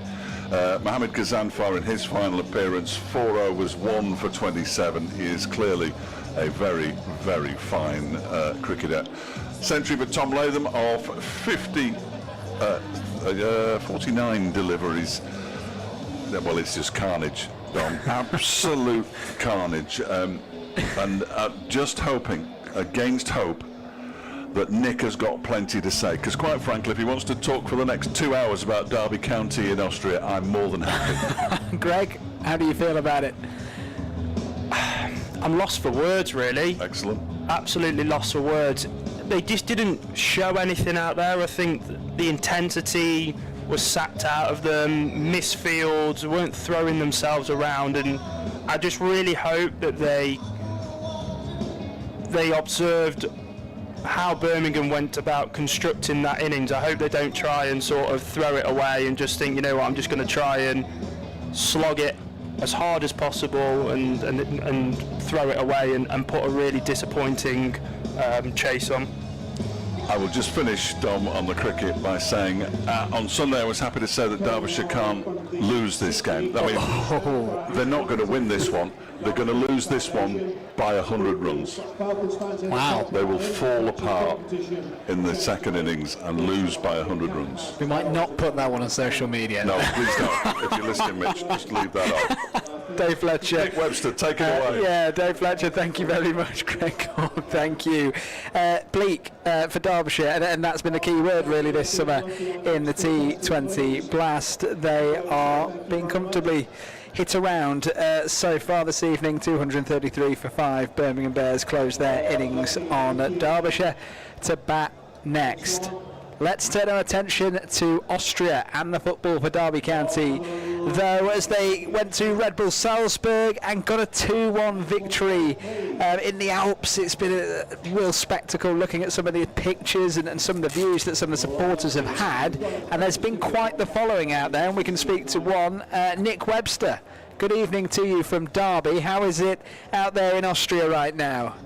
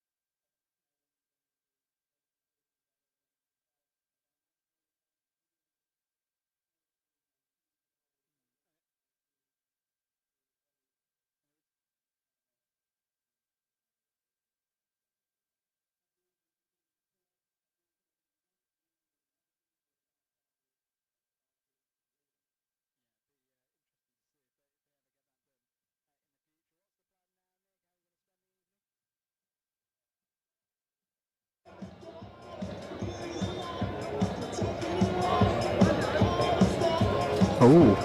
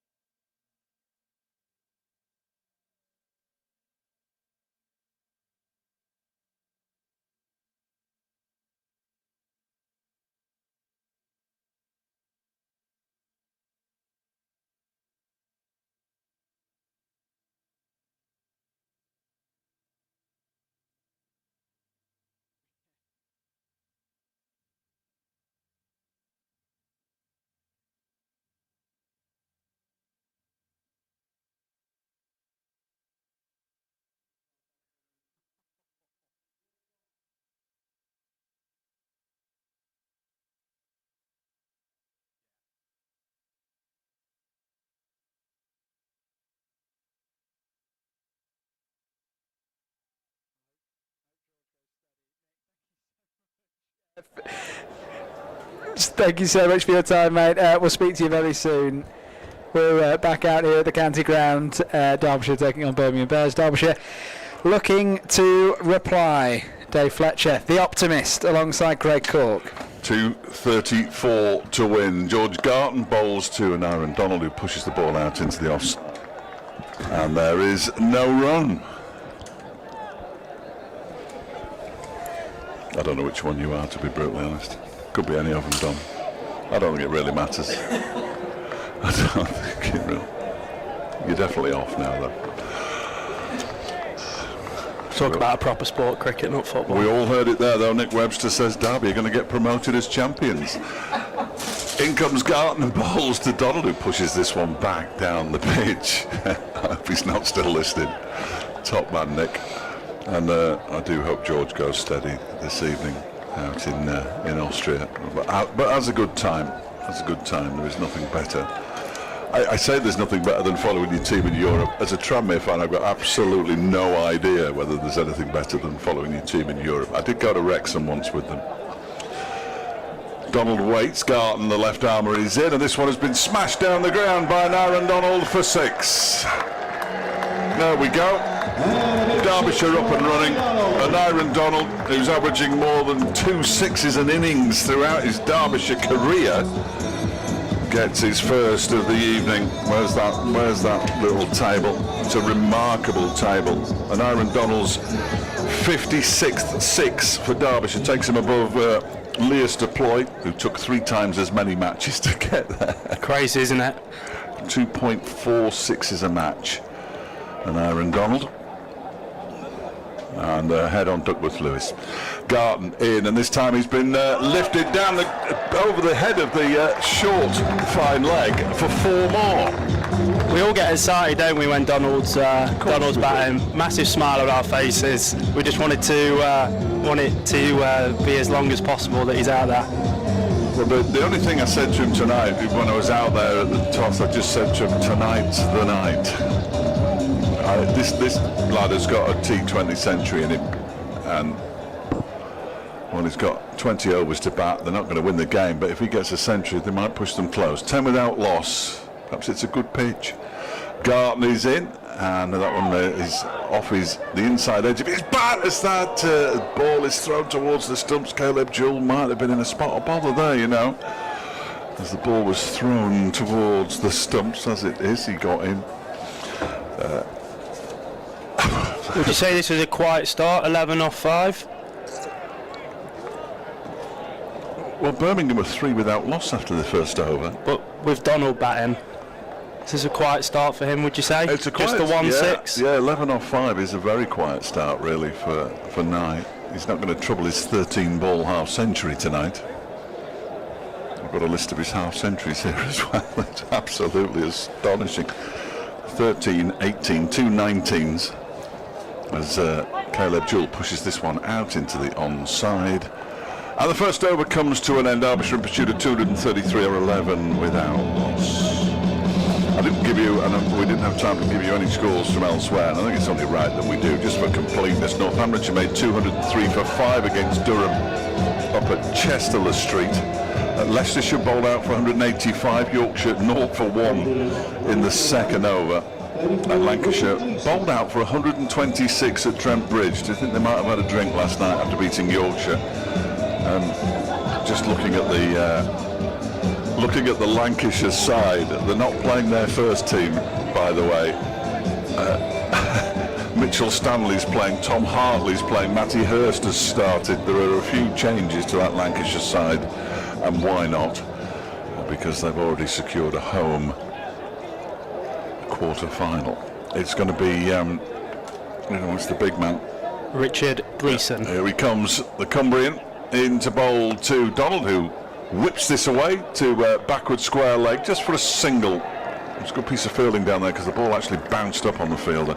Yeah, it was a good reaction there. I don't think Worcestershire fans and Worcestershire players will be happy with the total that Warwickshire got. No, and nor should they be.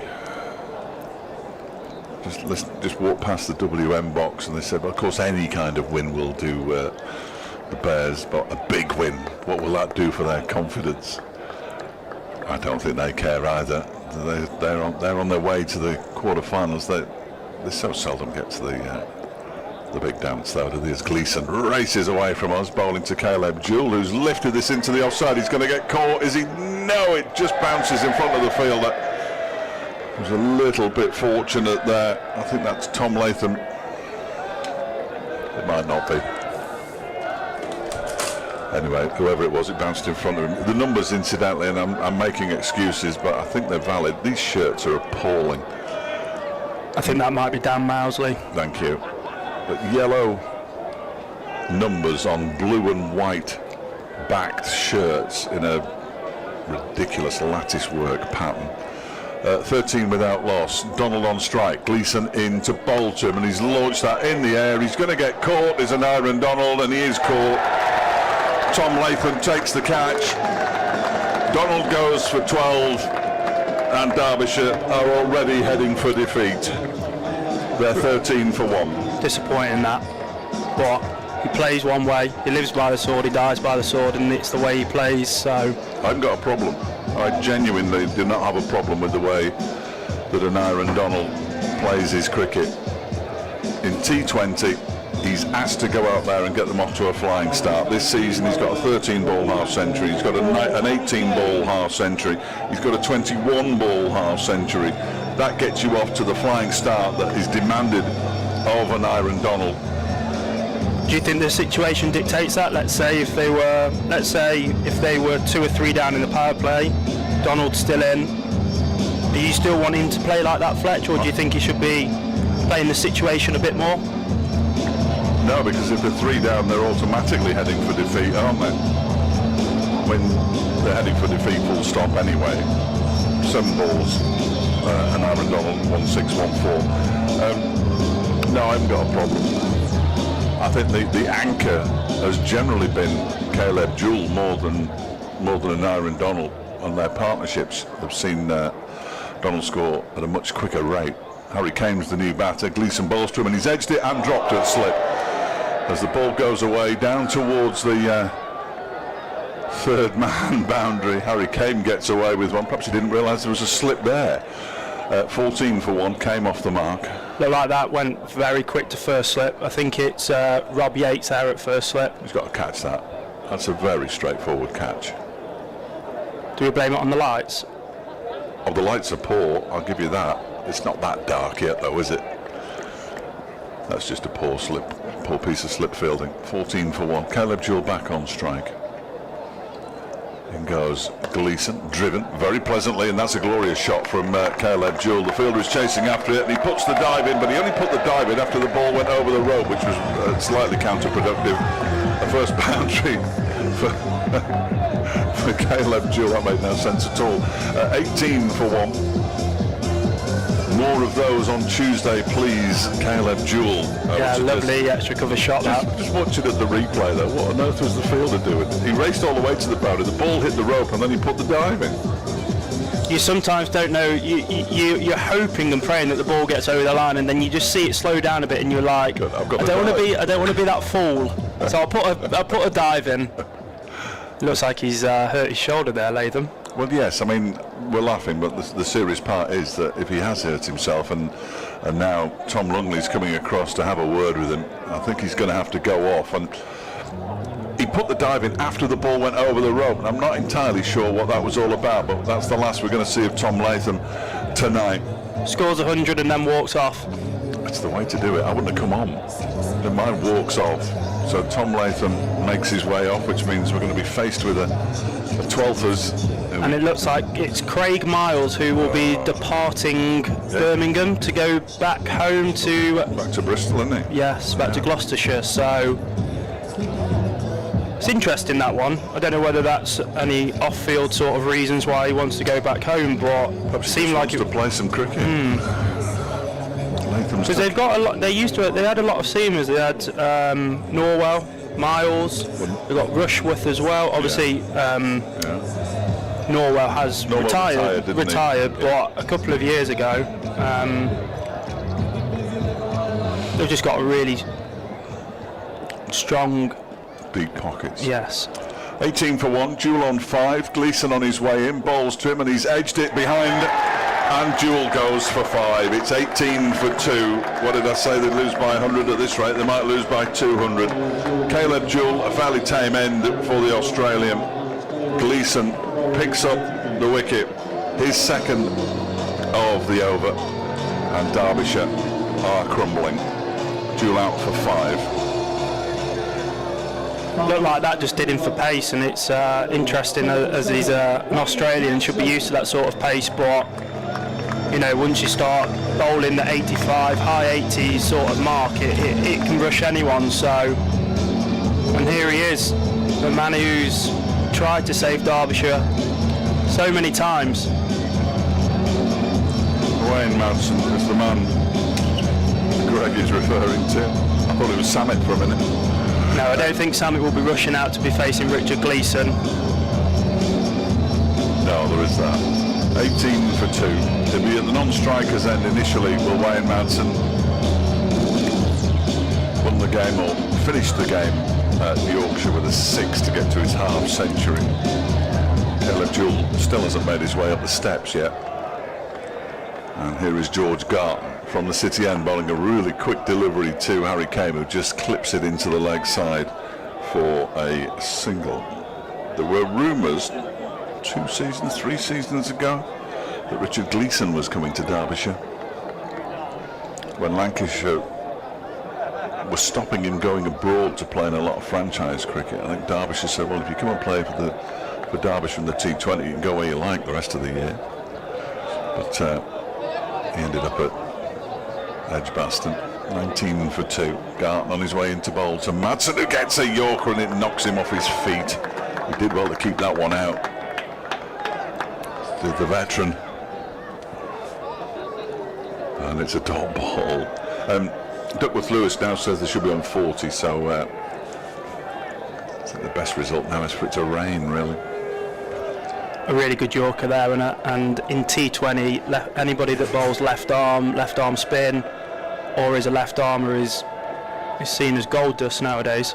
Garton bowls, Madsen crashes him away for 4 out to the cover boundary.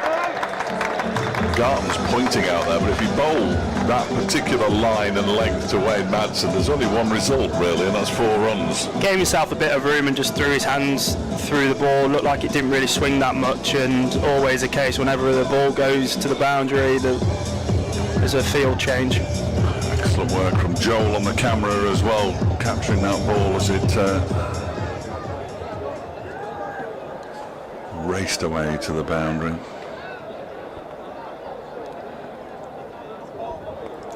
That one is a wide from George Garton. Didn't know whether the umpire was going to be lenient there, because it looked like it was very close to bouncing over leg stump. 24 for 2.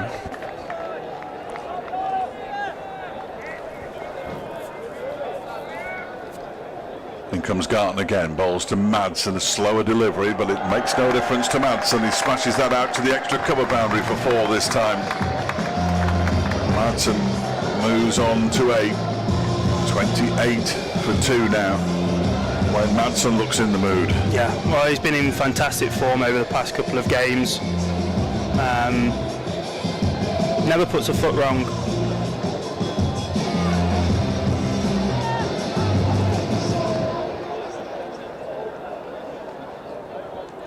Here comes Garton again then. 2 balls left of his second over. 28 for 2. Bowls to Madsen, who gets another slower one. Goes over the top of his bat as he moves into the leg side to try and cut that one away. And these two bowl really well, but you look around the field, they've still got Hassan Ali, who I believe took a hat-trick. Yes, he did, yes. Yes. If he gets a wicket, I'm hoping he doesn't get a wicket, but I'm looking forward to his celebration. A very unique celebration. I believe he actually tweaked a muscle. I don't know whether you saw that a couple of years ago. He did his celebration, and I think... Garton bowls to Madsen. This one's up in the air. There's a fielder out on the boundary. He's going to get caught. He is. Wayne Madsen goes now for 8. Derbyshire at 28 for 3. At 234, looks a million miles away from this point. Comfortable catch on the boundary. Garton gets his first. Madsen gone for 8. Derbyshire, well, hopeless. If there was ever going to have a chance to even challenge getting even close to 200, Wayne Madsen needed to have batted 90% of that innings. And I don't think Sammit Patel will be running out. Now he's having to face George Garton and Richard Gleeson. Jacob Bethel with the catch on the boundary. I'm surprised to see Sammit, but he hasn't got Martin Anderson to shove it in front of him tonight, has he? He could have sent Pat Brown in. I don't know how that conversation would have gone. Pat, I know you didn't bowl much, but you don't fancy going in the bat, do you? Yeah. Yes. And I think and Gleeson has represented England as well. He's played some ODI and T20 games. Gleeson then, 28 for 3. In and bowls, and that's nicely dug out by Harry Kane. And he goes through for his third run, 29-4-3. Even though we laugh and joke about Gleeson versus Patel, I think Sammit would like to end his Derbyshire career on a high and put in a decent performance. He didn't really bowl as well as he can, but I think he'll want to put a massive shift in with the bat now. Let's hope so. He got 70 odd in a losing cause earlier this season. As in goes Gleeson and bowls to him, and he goes back, jumps up in the air, and there is no run. In fact, it was 83 not out of 50 balls against Northamptonshire, and they lost by 6 runs. And they were chasing, was it 190? Something like that, but it was the game early in the season that they should have won, and that they didn't. You could say that about a number of games, but that one was particularly galling. The one up at Durham was hugely disappointing as well. They had every chance of winning that one at Chester Street. Here's Gleeson into bowl to Sammit, who wafts at that one outside the off stump, and it goes through. They've almost got a slip cordon. This is T20 cricket. What they've got is a slip, a gully and a point. And just for a moment it looked like a cordon. When I look at Birmingham as well, I think they recruit really well. They really do. They pick up young emerging players, or they pick up some really, well, usually they pick up a lot of players from Worcestershire. Yes, yeah. And vice versa, to be fair, but they recruit really well. I don't think the players that go the other way are necessarily as good the ones that, anyway. Here's Gleeson in and bowls to Sammit, who pushes this out into the offside dot ball. Just a quick one on you were talking about 200s in the same innings. It's happened 11 times worldwide and only once before in this country. So if it had got his century as well, Alex Davis, then that would have been the second occasion in the UK that had happened.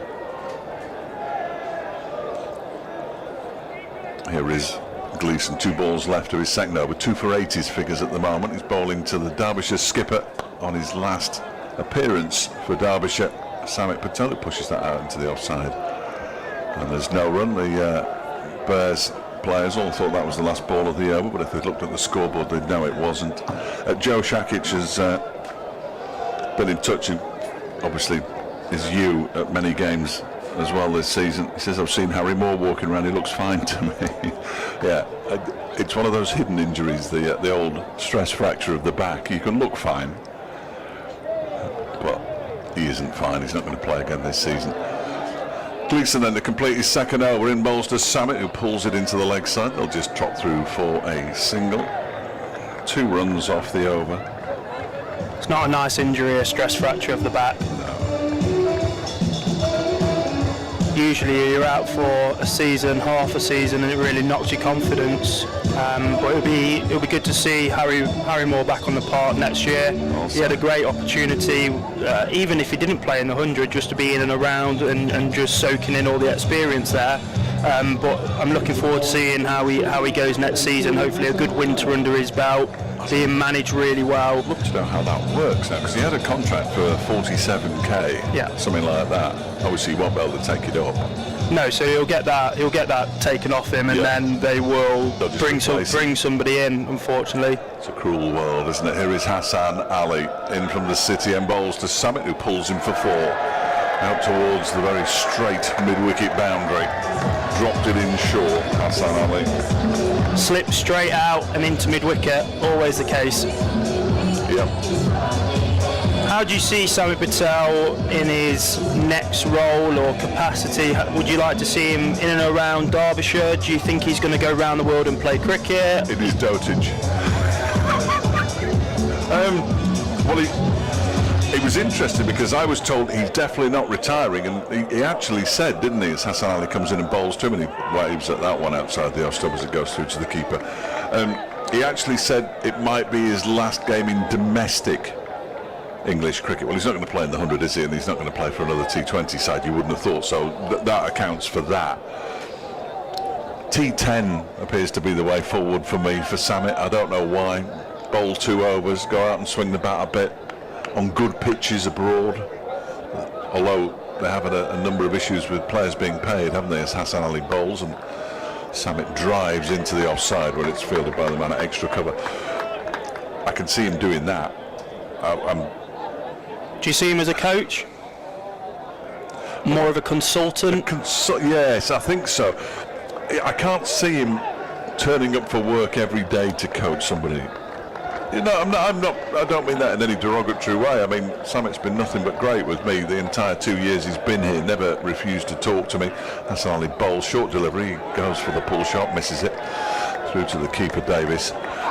But he just doesn't strike me as a 10 till 4 kind of person every, 4 days a week or whatever it is. But if somebody wants to ask him something and wants to give him 50 quid, I'm sure he'll be more than happy to pass on his knowledge. Sounds like he's really passionate about giving something back and sort of nurturing the next talent. Which is great. I mean, I've seen his lad batting on the outfield at Durham last season. He looks a proper talent. As Hassan Ali bowls, that's turned into the leg side by Sammit just for a single. He moves on to 635 for 3. So they've avoided the 200-run defeat. Be good to see him in and around the sort of maybe the England Lions or the England under-19s. Yes, that's a good shout. That's a good shout. I'm not sure club cricket, first-class cricket clubs are necessarily his favourite place. And also as well, good players sometimes don't make good coaches. Well, so no, that's a good shout as well. Kane waits. Hassan Ali bowls to him. He pulls it into the leg side. That'll be 4.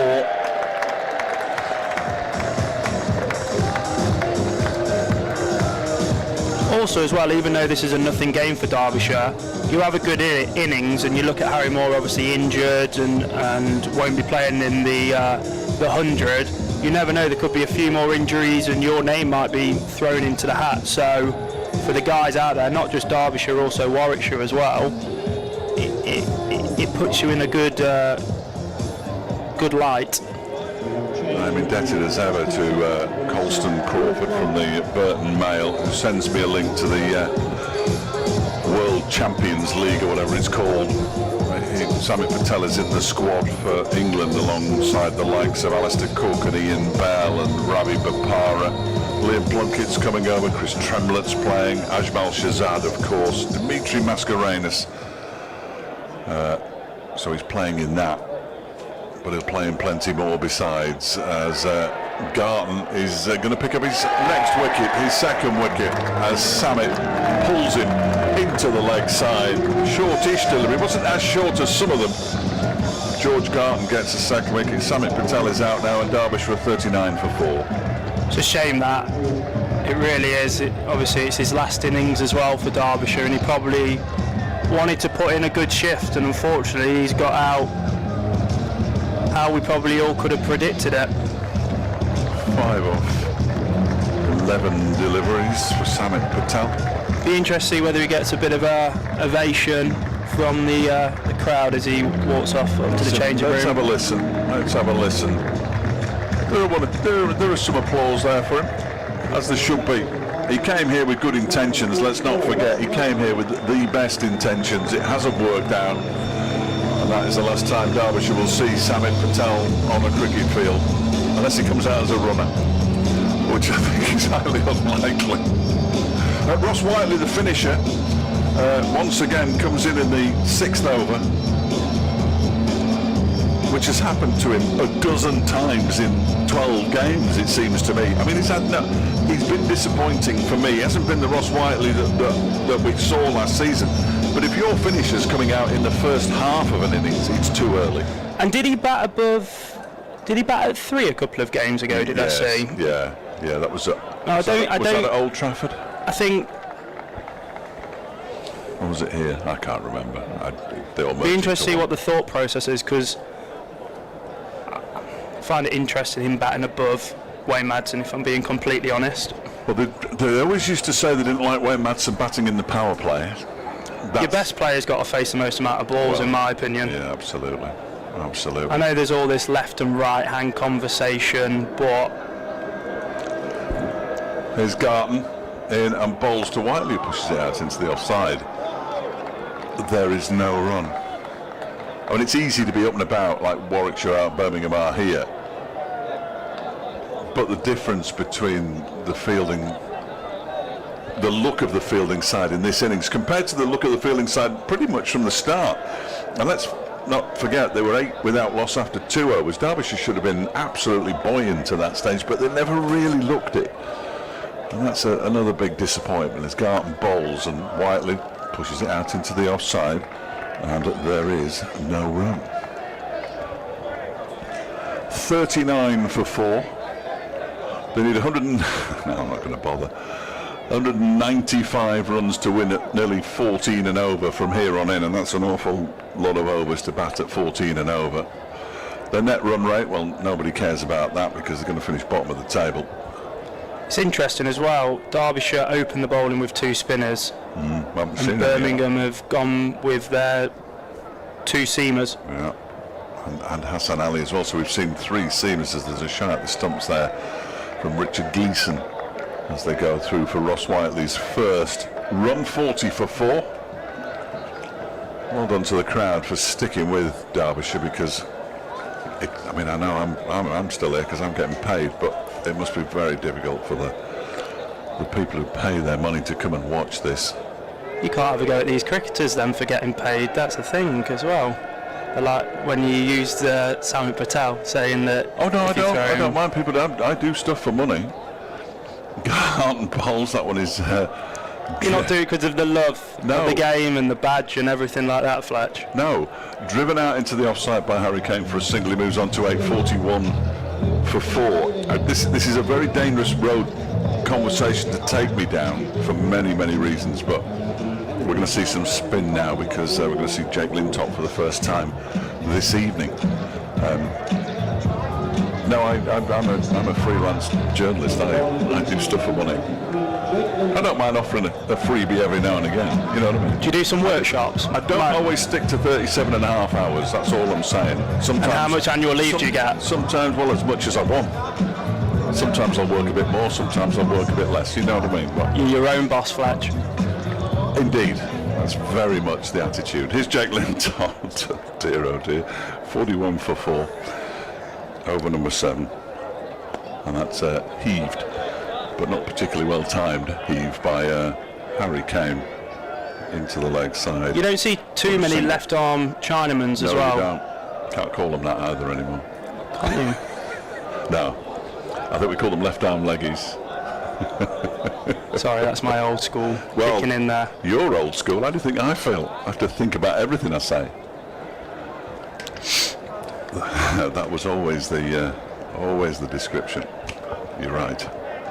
Lintop in, bowls, and back goes Whiteley, drives into the offside. Decent looking shot. They're going to come back for the second. They will because the fielder out there slipped.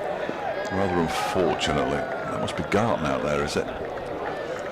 Is there a bit of drizzle out there, or is my eyesight? I thought there was before. I mean, but my eyesight's probably a lot worse. Doesn't help with the lights here as well. No, it doesn't. No, will you be switching on the new lights? Do you know, like they do the Blackpool illuminations? I think they're going to be named after me. It comes Lintop, bowls, and Whiteley pulls it very straight up towards long on for a single. I just hope they work. LEDs, state of the art. Different colours? Oh, I hope so. Yeah, because then when we get the telly here, they do not out to be red and out to be green. Lintop bowls and Harry Kane just about manages to get bat on ball there. If he hadn't have done that, Davis would have stumped him. 45 for 4 it remains. Gleeson.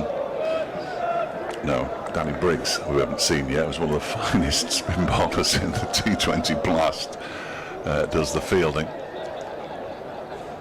Here comes Lintop again. Again, he's reaching for it, is Harry Kane. Ball out into the offside for a single. 5 runs in 5 balls from Jake Lintop. And because you don't face a left arm spinner that much, sometimes difficult to sort of understand how you're going to go about it because you don't normally face it. So he bowls now to Ross Whiteley. It's gone through everything. That'll be 4 byes. Hassan Ali is giving it everything to try and catch it. Hair all over the place, flowing behind him, but he couldn't make it. And Derbyshire, joy of joys, have got to 50. 50 for 4. 9 runs off the over, including those 4 byes. I think this is Oasis. Thank you. Would you like to go and watch Oasis? Would you? A bit modern for me. I know somebody who's going tomorrow night. And they're very much. Have they got a spare ticket? No, they're very much looking forward to it. Where's that at? Heaton Park in Manchester. And tonight, the very same person is at, I'm not going to name him, I don't want to out him, the same person is at the Tottenham Hotspur Stadium watching a K-pop band. Here's Danny Briggs around the wicket, bowls to Harry Kane, who drives into the offside, and there's no run. It's been absolutely chalk and cheese between the fielding performance of Warwickshire compared to Derbyshire. Granted, they've got 200 and plenty on the board, but still, especially at this sort of level. Yeah, they've looked different, haven't they? Harry Kane again can't beat the fielder there. That's an excellent piece. Is that Robbie Yates? Yeah. Who does the fielding there twice? He's having to give something back after the drop catch at first slip. So that was a poor piece of fielding, in fairness. He won't care. Briggs in, turned into the leg side by Harry Kane for a single. I mean, I don't know what Harry Kane and Ross Whiteley do in this position. They're not going to win. They know they're not going to win. Still to come, Alex Thompson, Zach Chappell, Gazanfar, Aitchison and Brown. So there's no real recognised batting to come. So do you just knock it about? Waste everybody's time? Get yourself a few T20 runs? I'm not sure Ross Whiteley needs any more. He's got clipped that one into the leg side. And they've gone through for another single. Whiteley moves to 5, 52 for Derbyshire. Yeah, it's a good signing, Danny Briggs for Warwickshire from Hampshire. I think he played for Sussex as well, was it? Yes, I think you're right. He's in and bowls, and Harry Kane goes for the expansive cut shot, misses the ball, goes through to the keeper. So you can see Sammit turning up at the max 60 Caribbean competition. That's a sounds very calypso-y. 10 overs aside, as Kane clips that one into the leg side for a single. You move on to 12, 53 for 4. Well, when you look at the teams who played yesterday or today, 53 for 4 at the end of the over, so just 3 runs off it. Miami Blaze, the Caribbean Tigers, the Vegas Vikings. I mean, that's Sammit down to the ground. And I think with him being a spinner as well, it's not like he's having to put too much stress on his body, and there's a lot of franchise tournaments out in Asia as well that will suit the way he bowls. And I listened to an interview the other week, and he enjoys them sort of competitions out there. Very lucrative. It's good to see James Anderson getting picked up as well in the 100. Is it? Here is good to see giving the kids a chance. That one is pulled into the leg side by Harry Kane. There's a fumble out there as well. He's going to get back for the second. He moves on to 14 off 14 balls, 55 for 4. Mickey Arthur's Rangpur Riders in action in the final of that global T20 tonight against Guyana. Amazon Warriors, as that one is driven down the ground nicely by Harry Kane, but he's not going to get 4 because again there's a very fine piece of fielding from Birmingham. Keeps them down to a single, 56 for 4. That was as a by the by. I'm just looking for the Northern Group scores really. Warwickshire, Birmingham are going to qualify for the quarter-finals along with Northamptonshire, Lancashire and the other one. That's a full toss. Ross Whiteley has hit it out into the leg side. One bounce, and the terrific piece of fielding again keeps them down to a single. And that was ridiculous fielding out there, because for all money it was going to beat the players. And that was a 12th man, Craig Miles. Well, you see, he's done nothing all night, has he? Well, he took the catch to dismiss Sammit Patel. That's the worst bit, coming on as 12th man as a fielder. It's not really a drive, is it? It's more of a slap down the ground from Harry Kane. He moves on to 16, 58 for 4. England Legends is who Sammit's going to play for. Durham, of course, the other team. I don't think they can get knocked out tonight. 30 points. Leicestershire would have to win handily, although they are heading for victory against the other hapless team in this competition. That's driven down the ground by Ross Whiteley, who gets 4. I say driven, he pulled it from a long way outside the off stump. It was a full toss from Jake Lintott, and he's just smashed it down the ground. I don't even think he got all of that, No, and it just shows the strength of Ross. Yeah, he's hit it out towards right field in baseball terms, and it's gone to the fence. 62 for 4. He's gone back and he's been bowled this time, and Lintott gets his revenge. And Ross Whiteley goes for 10, and Derbyshire is 62 for 5. I may have suggested that Derbyshire would lose this one by 100. I think they're going to lose it by 150. Really disappointing, that is. Ross will be disappointed with his campaign. He's been brought in to be a match winner.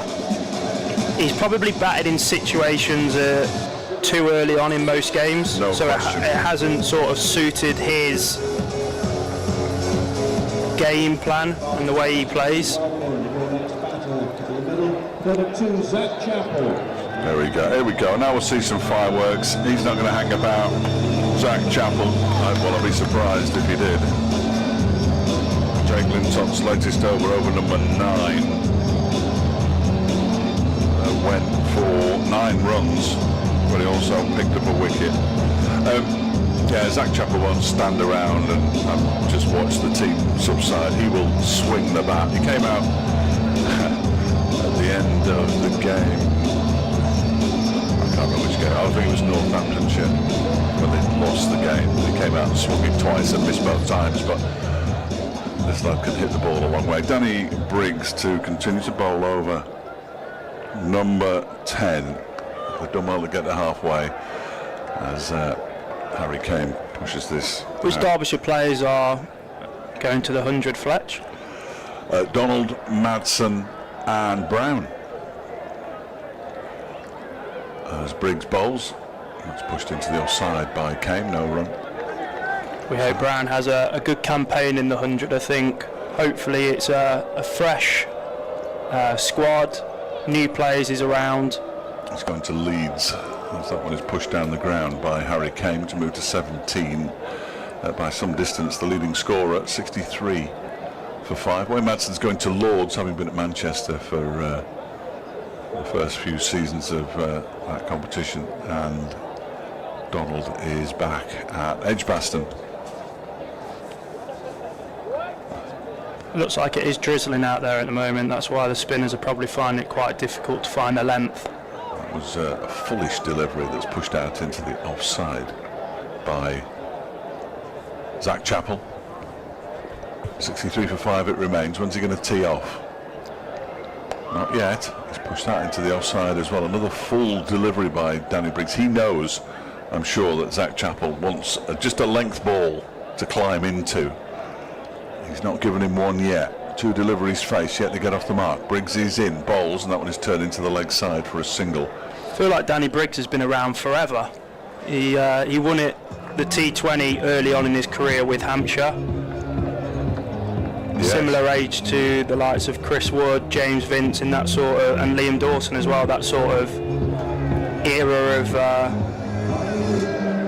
I'm just going to see how many games he's played, actually, because that is a fascinating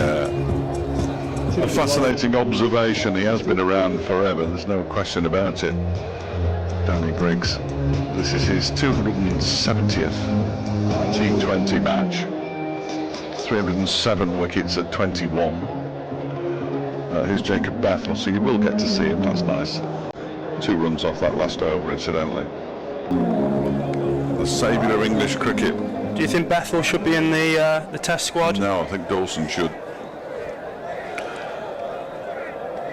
They only want Bethel in because he can bat. This one is pushed up towards, which is. I mean, don't get me wrong. Being able to bat is a good thing, but he isn't in as a specialist spinner, is he really? Whereas Dawson would be. Danny Briggs is only, blimey, he's only 34.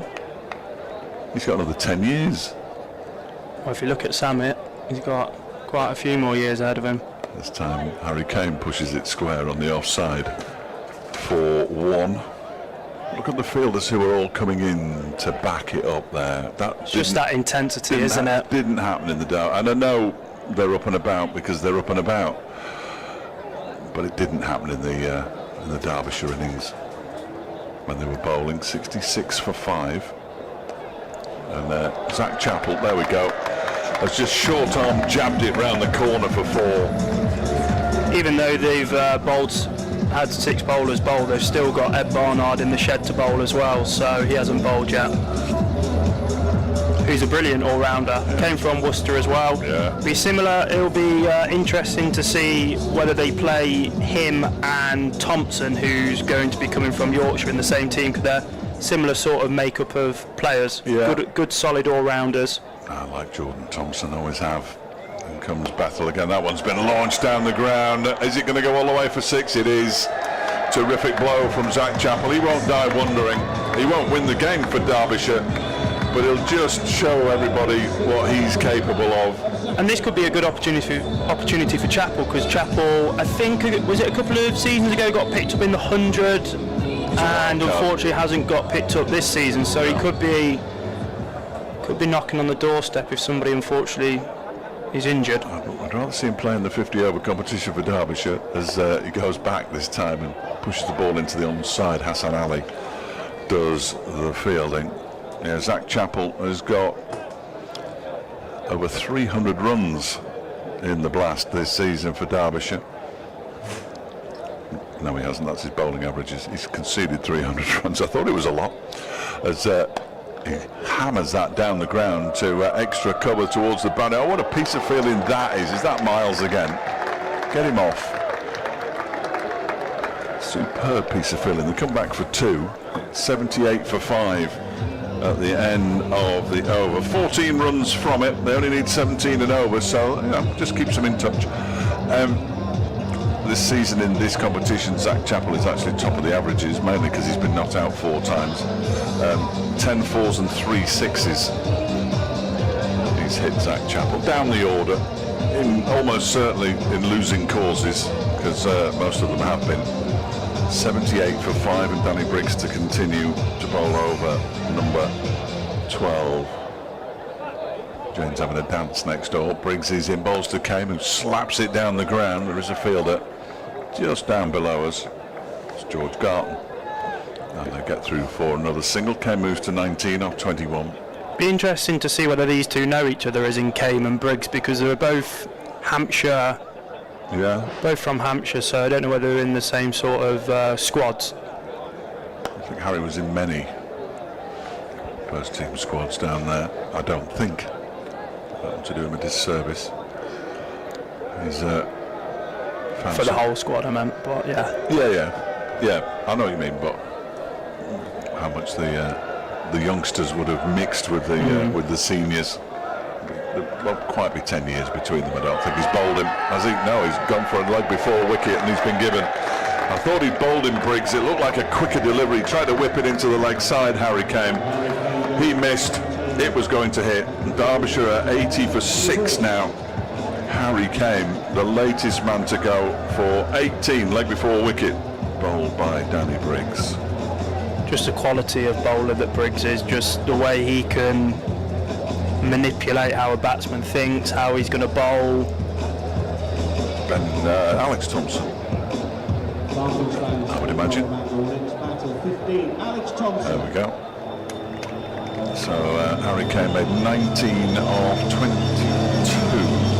What would your lineup be in the 50 over stuff, Fletcher? And I'll put you right on the spot there with the guys that are departing for the 100. I'll put you right on the spot here. So who would be your 11? I'm thinking who they can bring in to replace Donald. Well, out of this team, so no Donald, no Sammit. Ross Whiteley will play.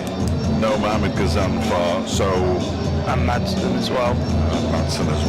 So they've got Lewis Rees and Anuj Dowell to come in, and Brooke Guest obviously will keep wicket. So there's 3. There'll be no Pat Brown either, blimey. I'd imagine that Mitch Wagstaff will get a go. Briggs bowling to Alex Thompson, who just paddles that around the corner down to fine leg, and it's going to go all the way for 4. Nice start for Alex Thompson, 84 for 6. 150 runs required now by Derbyshire. I'm trying to think who else isn't in the squad at the moment. There's a batter. You've got Nick Potts, haven't you, as well? You have. Yeah. You still got your boots. Don might get a game. His breaks bowling that's played straight back to Maybe it. Alex Hughes will come out of retirement. Oh, good grief. Yeah, I was having a go at him before. He didn't seem to be hitting it particularly sweetly off that practice bat for the catches on the boundary. He is one of the few players I've seen clear this media stand. Will Titner be available? I don't think so. That one is pushed into the offside, I think, because of his wife's illness. He's going home for the 50 over, and then he's available if required, I think, for the last 3 championship matches. 86 for 6, incidentally, at the end of the over, 8 from that one. 15 to Chappell, 6 to Thompson. And I don't think they're going to bring in an overseas just for the 50 over competition. So who else was in this squad who isn't playing today? There must be plenty. You got Lloyd as well. Of course, David Lloyd, assuming that he's fit. I haven't heard from Lloyd. If you're watching, Lloyd, send me a message. How are you doing? Let me know. Got quite a bad injury down at Bristol. And in that draw, saw Harry Kane, who has been in really good form in red ball cricket now, that he just picked that up on Tuesday. Scored a century and a 90 down at Bristol against Gloucestershire. Wayne Manson was in pretty good nick as well. 86 for 6. Here is Jake Lintott, and he's been smashed by Zach Chappell into next week, certainly into the car park. That was as big a hit as we've seen all night. You may as well open up with Donald. Well, that would be some pairing, wouldn't it? That would be some pairing. So I think Lewis Rees will come in down the order because he'll bowl as well, assuming that he's 100% fit. Yusuf bin Naeem will almost certainly get called into the squad, you would have thought. Lintott in again, and he's gone again, but this time he's got an outside edge. He's going to pick up a single. Derbyshire moved to 93, Chappell on 2. We also got Martin Anderson 22, as well. Martin Anderson, of course, that was the person who was in the squad who was missing today, so Martin will come back in, which is good news. Jack Morley will play the left arm spinner as well, you would have thought, and that's it. So it didn't quite pick itself, but it's not far off. Lintott bowls, clipped by Thompson up towards long on for a single. 94 for 6. They trail by, well, they need another 100, and they don't trail at all. Well, they do trail, but they need another 140. Lintott tosses himself a catch. He's in now and bowls, and that one is played. I say played, it was absolutely hammered back past Lintott, who thought for a moment about sticking his hand in the way and then realised that they've got a quarter-final to play. And he's got some fielders behind him as well to back. And he's got a 100 contract, and all sorts of things were going through his mind there. 95 for 6, he pulled his hand away. I can't say I blame him. He's in again and bowls, and that one is hammered down towards long off by Alex Thompson for a single. 96 for 6. Not much worse than a game of cricket when you know the result. Well, we knew the result of this one halfway through the Warwickshire innings, in fairness. But this is tortuous as a big swing and a miss from Zach Chappell. Lintott takes his cap, having successfully beaten the bat. 95 for 6, 9 runs off the over. We've now got 7 overs to go, and Hassan Ali is marching very purposefully towards the ball. Tom Lugley very kindly picks it up for him, and he's going to bowl. I want to see this celebration, really want to see this celebration. The lower down the order you go, the more chance you've got of seeing that celebration, I fancy.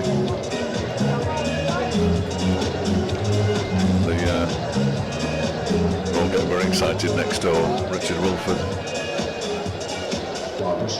closest to us. Mike Taylor in there with him from WM. Both good guys.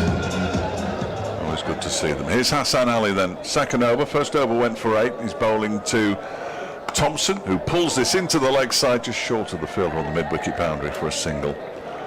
He moves to 8. 97 for 6. This Birmingham team looks like a very well-oiled team. They all know the roles and know what they're doing. It is.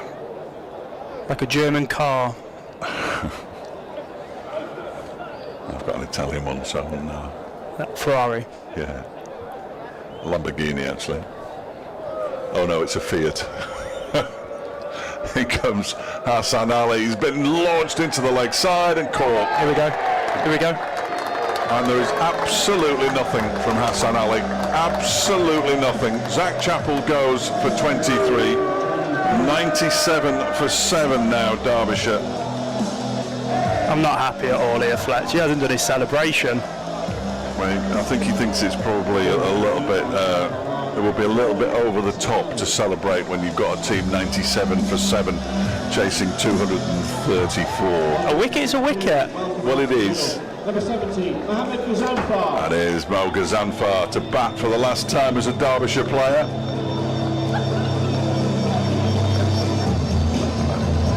Dom's prowling behind us. You know why he's prowling?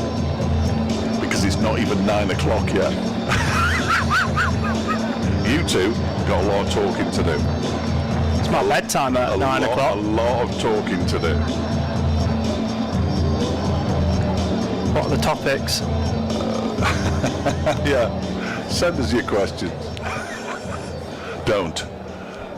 So Mohammed Ghazanfar has come out. It was Ed Barnard with the catch, incidentally, to dismiss Zach Chappell. And it's Hassan Ali against Mohammed Ghazanfar. Hassan Ali is in. He toe ends it, looking to pull it into the leg side, and it goes straight to the man at extra cover. And there's no run. We're in the 14th over of the Derbyshire innings. I won't call it a chase because it's never looked like a chase. What do you think Mickey's going to say to the guys after this game and this T20 campaign? Goodness only knows, as Ghazanfar swings and misses at that one. We're before 9 o'clock as well, Yes. so let's be polite. Yes, quite. Zach Chappell's 6 that he smashed into the car park was the 97th 6 that Derbyshire have scored this season, which is a new Derbyshire record, which sort of suggests that there isn't that much wrong with the batting. A record 97th 6 in 14 games. How many of them have Donald hit? I'm guessing. I'll tell you in a minute. There's another one. There's the 98th. That's Mohammed Ghazanfar giving everybody a leaving present. He's just launched it. Absolutely launched it. The 100 comes up for Derbyshire. 103 for 7. Maybe they should reverse the order. They should have done that for the this last game. Well, he's hit a few, hasn't he, this season, Mohammed Ghazanfar, from memory. I'll have to look up exactly how many he has hit. I'm not sure if he fancies himself as a batter, but he certainly can hit the ball a long way. He's a big boy. He's not your archetypal sized spinner. And he's looking for a new bat as well. He's asking for a new bat. Didn't hit it far enough. I don't know where he's going to get one of those from. That was his 6th of the season to go along with 4 4s. And Aaron Donald's hit 31 of the 98. So near enough a third. Yeah. To go along with 48 4s. The most 6s and the most 4s. Here is Hassan Ali. 103 for 7, bowling to Ghazanfar. Oh, he's just going to swing at everything. Now he wants a single that's not there. Hassan Ali fields off his own bowling, threatens to throw the stumps down, ends up as a dot ball. 103 for 7. And that means there were 8 runs off that over. So 6 overs to go. Derbyshire just at 22 and over from here on in. We'll see them over the line quite comfortably. Do you like this song? I don't know what it is. You not got it on your phone? It's a. It's Rasputin. It's a mashup, a Boney M mashup. No, I don't think there's any talent in people mashing up old songs. DJs getting to number 1. What's that all about? I recognise it now. Here's Jake Lintop into bowl to Thompson, who's stumped. He took 2 steps down the track, had a big swing, missed it. Davis does the rest. Thompson goes for 9, they're 103 for 8.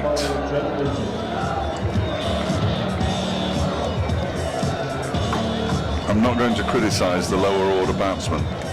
No, because it's not their job. Not their job to try and get as close to 200 and plenty as possible, but it's really difficult, especially, you know, they've got nothing to play for. They're needing another 130 off. It's gone down as bowled, now it's gone back to stump. There we go, I thought he'd been stumped. I thought I was going completely mad. Another 130 off 6 overs, it's just hardly, it's impossible. 7 balls. Alex Thompson.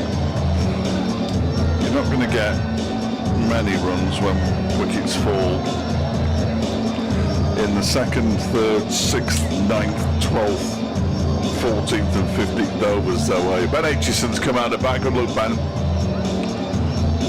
Maybe Pat Brown's our man. If I was him, I'd refuse to come out. Genuinely, I'd refuse to come out. Lots of people making their way to the exits now as Lintott comes in and bowls to Ben Aitchison, who is almost caught behind. He just didn't quite get the edge on it. Hassan Ali's gone in at slip now. It's that warm. I do hope it's drizzling out there, in all honesty. I might be able to cool down a touch. I've got a towel there. I can mop myself. It's been a long day for you, Fletch, hasn't it? They're all long days. As this one is off an edge into the offside. Aitchison's off the mark. There hasn't been a duck in the Derbyshire innings. Really? That's interesting. Not yet. Pat Brown still to come, of course. Zach Chappell, I didn't write down how many he made. He top scored with 23 or 14. Lintott halfway through his final over, 2 for 25 his figures. He's in, he bowls, Ghazanfar's moving his feet, steps into the leg side, goes back into his normal position, swings and misses the ball. Goes through to Bob the builder.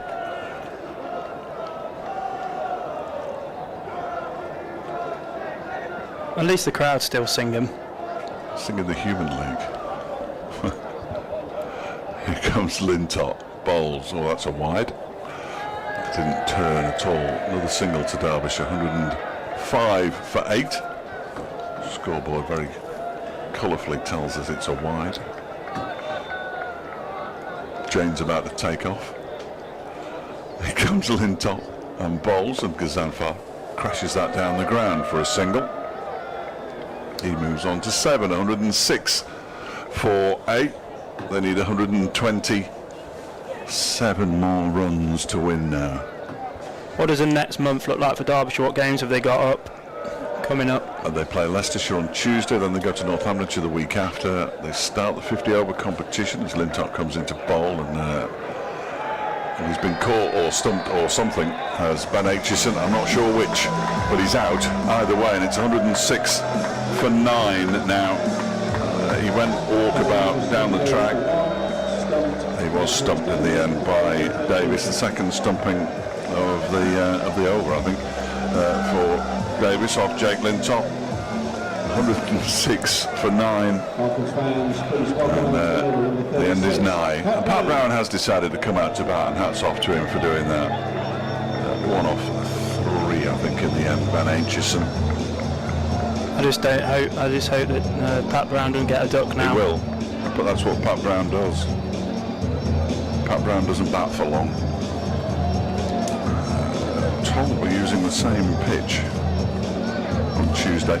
They start their 50 over competition with trips to Cheltenham and Neath. And then they're back here. I think they've got, I can't remember, to be brutally honest with you. Because it's not regionalised, is it, the 50 over stuff now, so bit of travelling for you. Well, no, we're not. I'm glad you asked, but we're not covering them. Caught and bowled. There we go. Ghazanfar's out.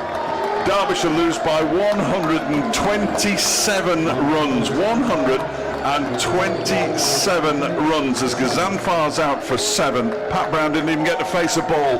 It seems only right, and as he only bowled one over, that he doesn't get to face a ball. All out for 106. 3 wickets for Jake Lintop, 2 for Danny Briggs, I think picked up that last one, 2 for Garton, 2 for Gleeson, 1 for Hassan Ali, and Jacob Bethel, shocking figures of 1 over 14. All out for 106. I mean, it's beggars belief, really. I said they'd lose by 100. They've lost by 127, Greg. It was always going to go like that, though, wasn't it? Because what's in it for them? What is in it for them? Absolutely nothing. On a team scoring 200 and 230, it's just nigh on impossible. It's an uphill battle.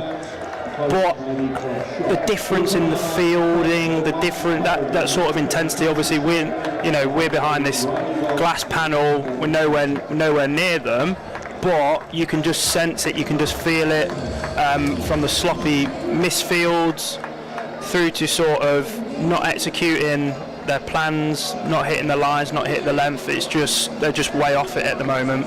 Zach Chappell top scores with 23, 19 for Harry Kane, 7 for Mohammed Gazanfar, 12 for Aaron Donald, apologies to him. Wayne Madsen made 8. I said, Dom, that they'd lose this one by 100. They've lost it by 127. And there's a way to round off a summer, there's a way to round off a competition, Greg, and look, if anyone was doubting why this side are where they are in the North Group, they've seen it tonight. Exactly. It's difficult to not use, frustration, disappointment. The guys will be as frustrated as ever. They'll be annoyed, but they've got to try and pick themselves up. Really, they've got a big game coming up in the red ball format, so they've got to pull themselves together, regroup, and go again ultimately.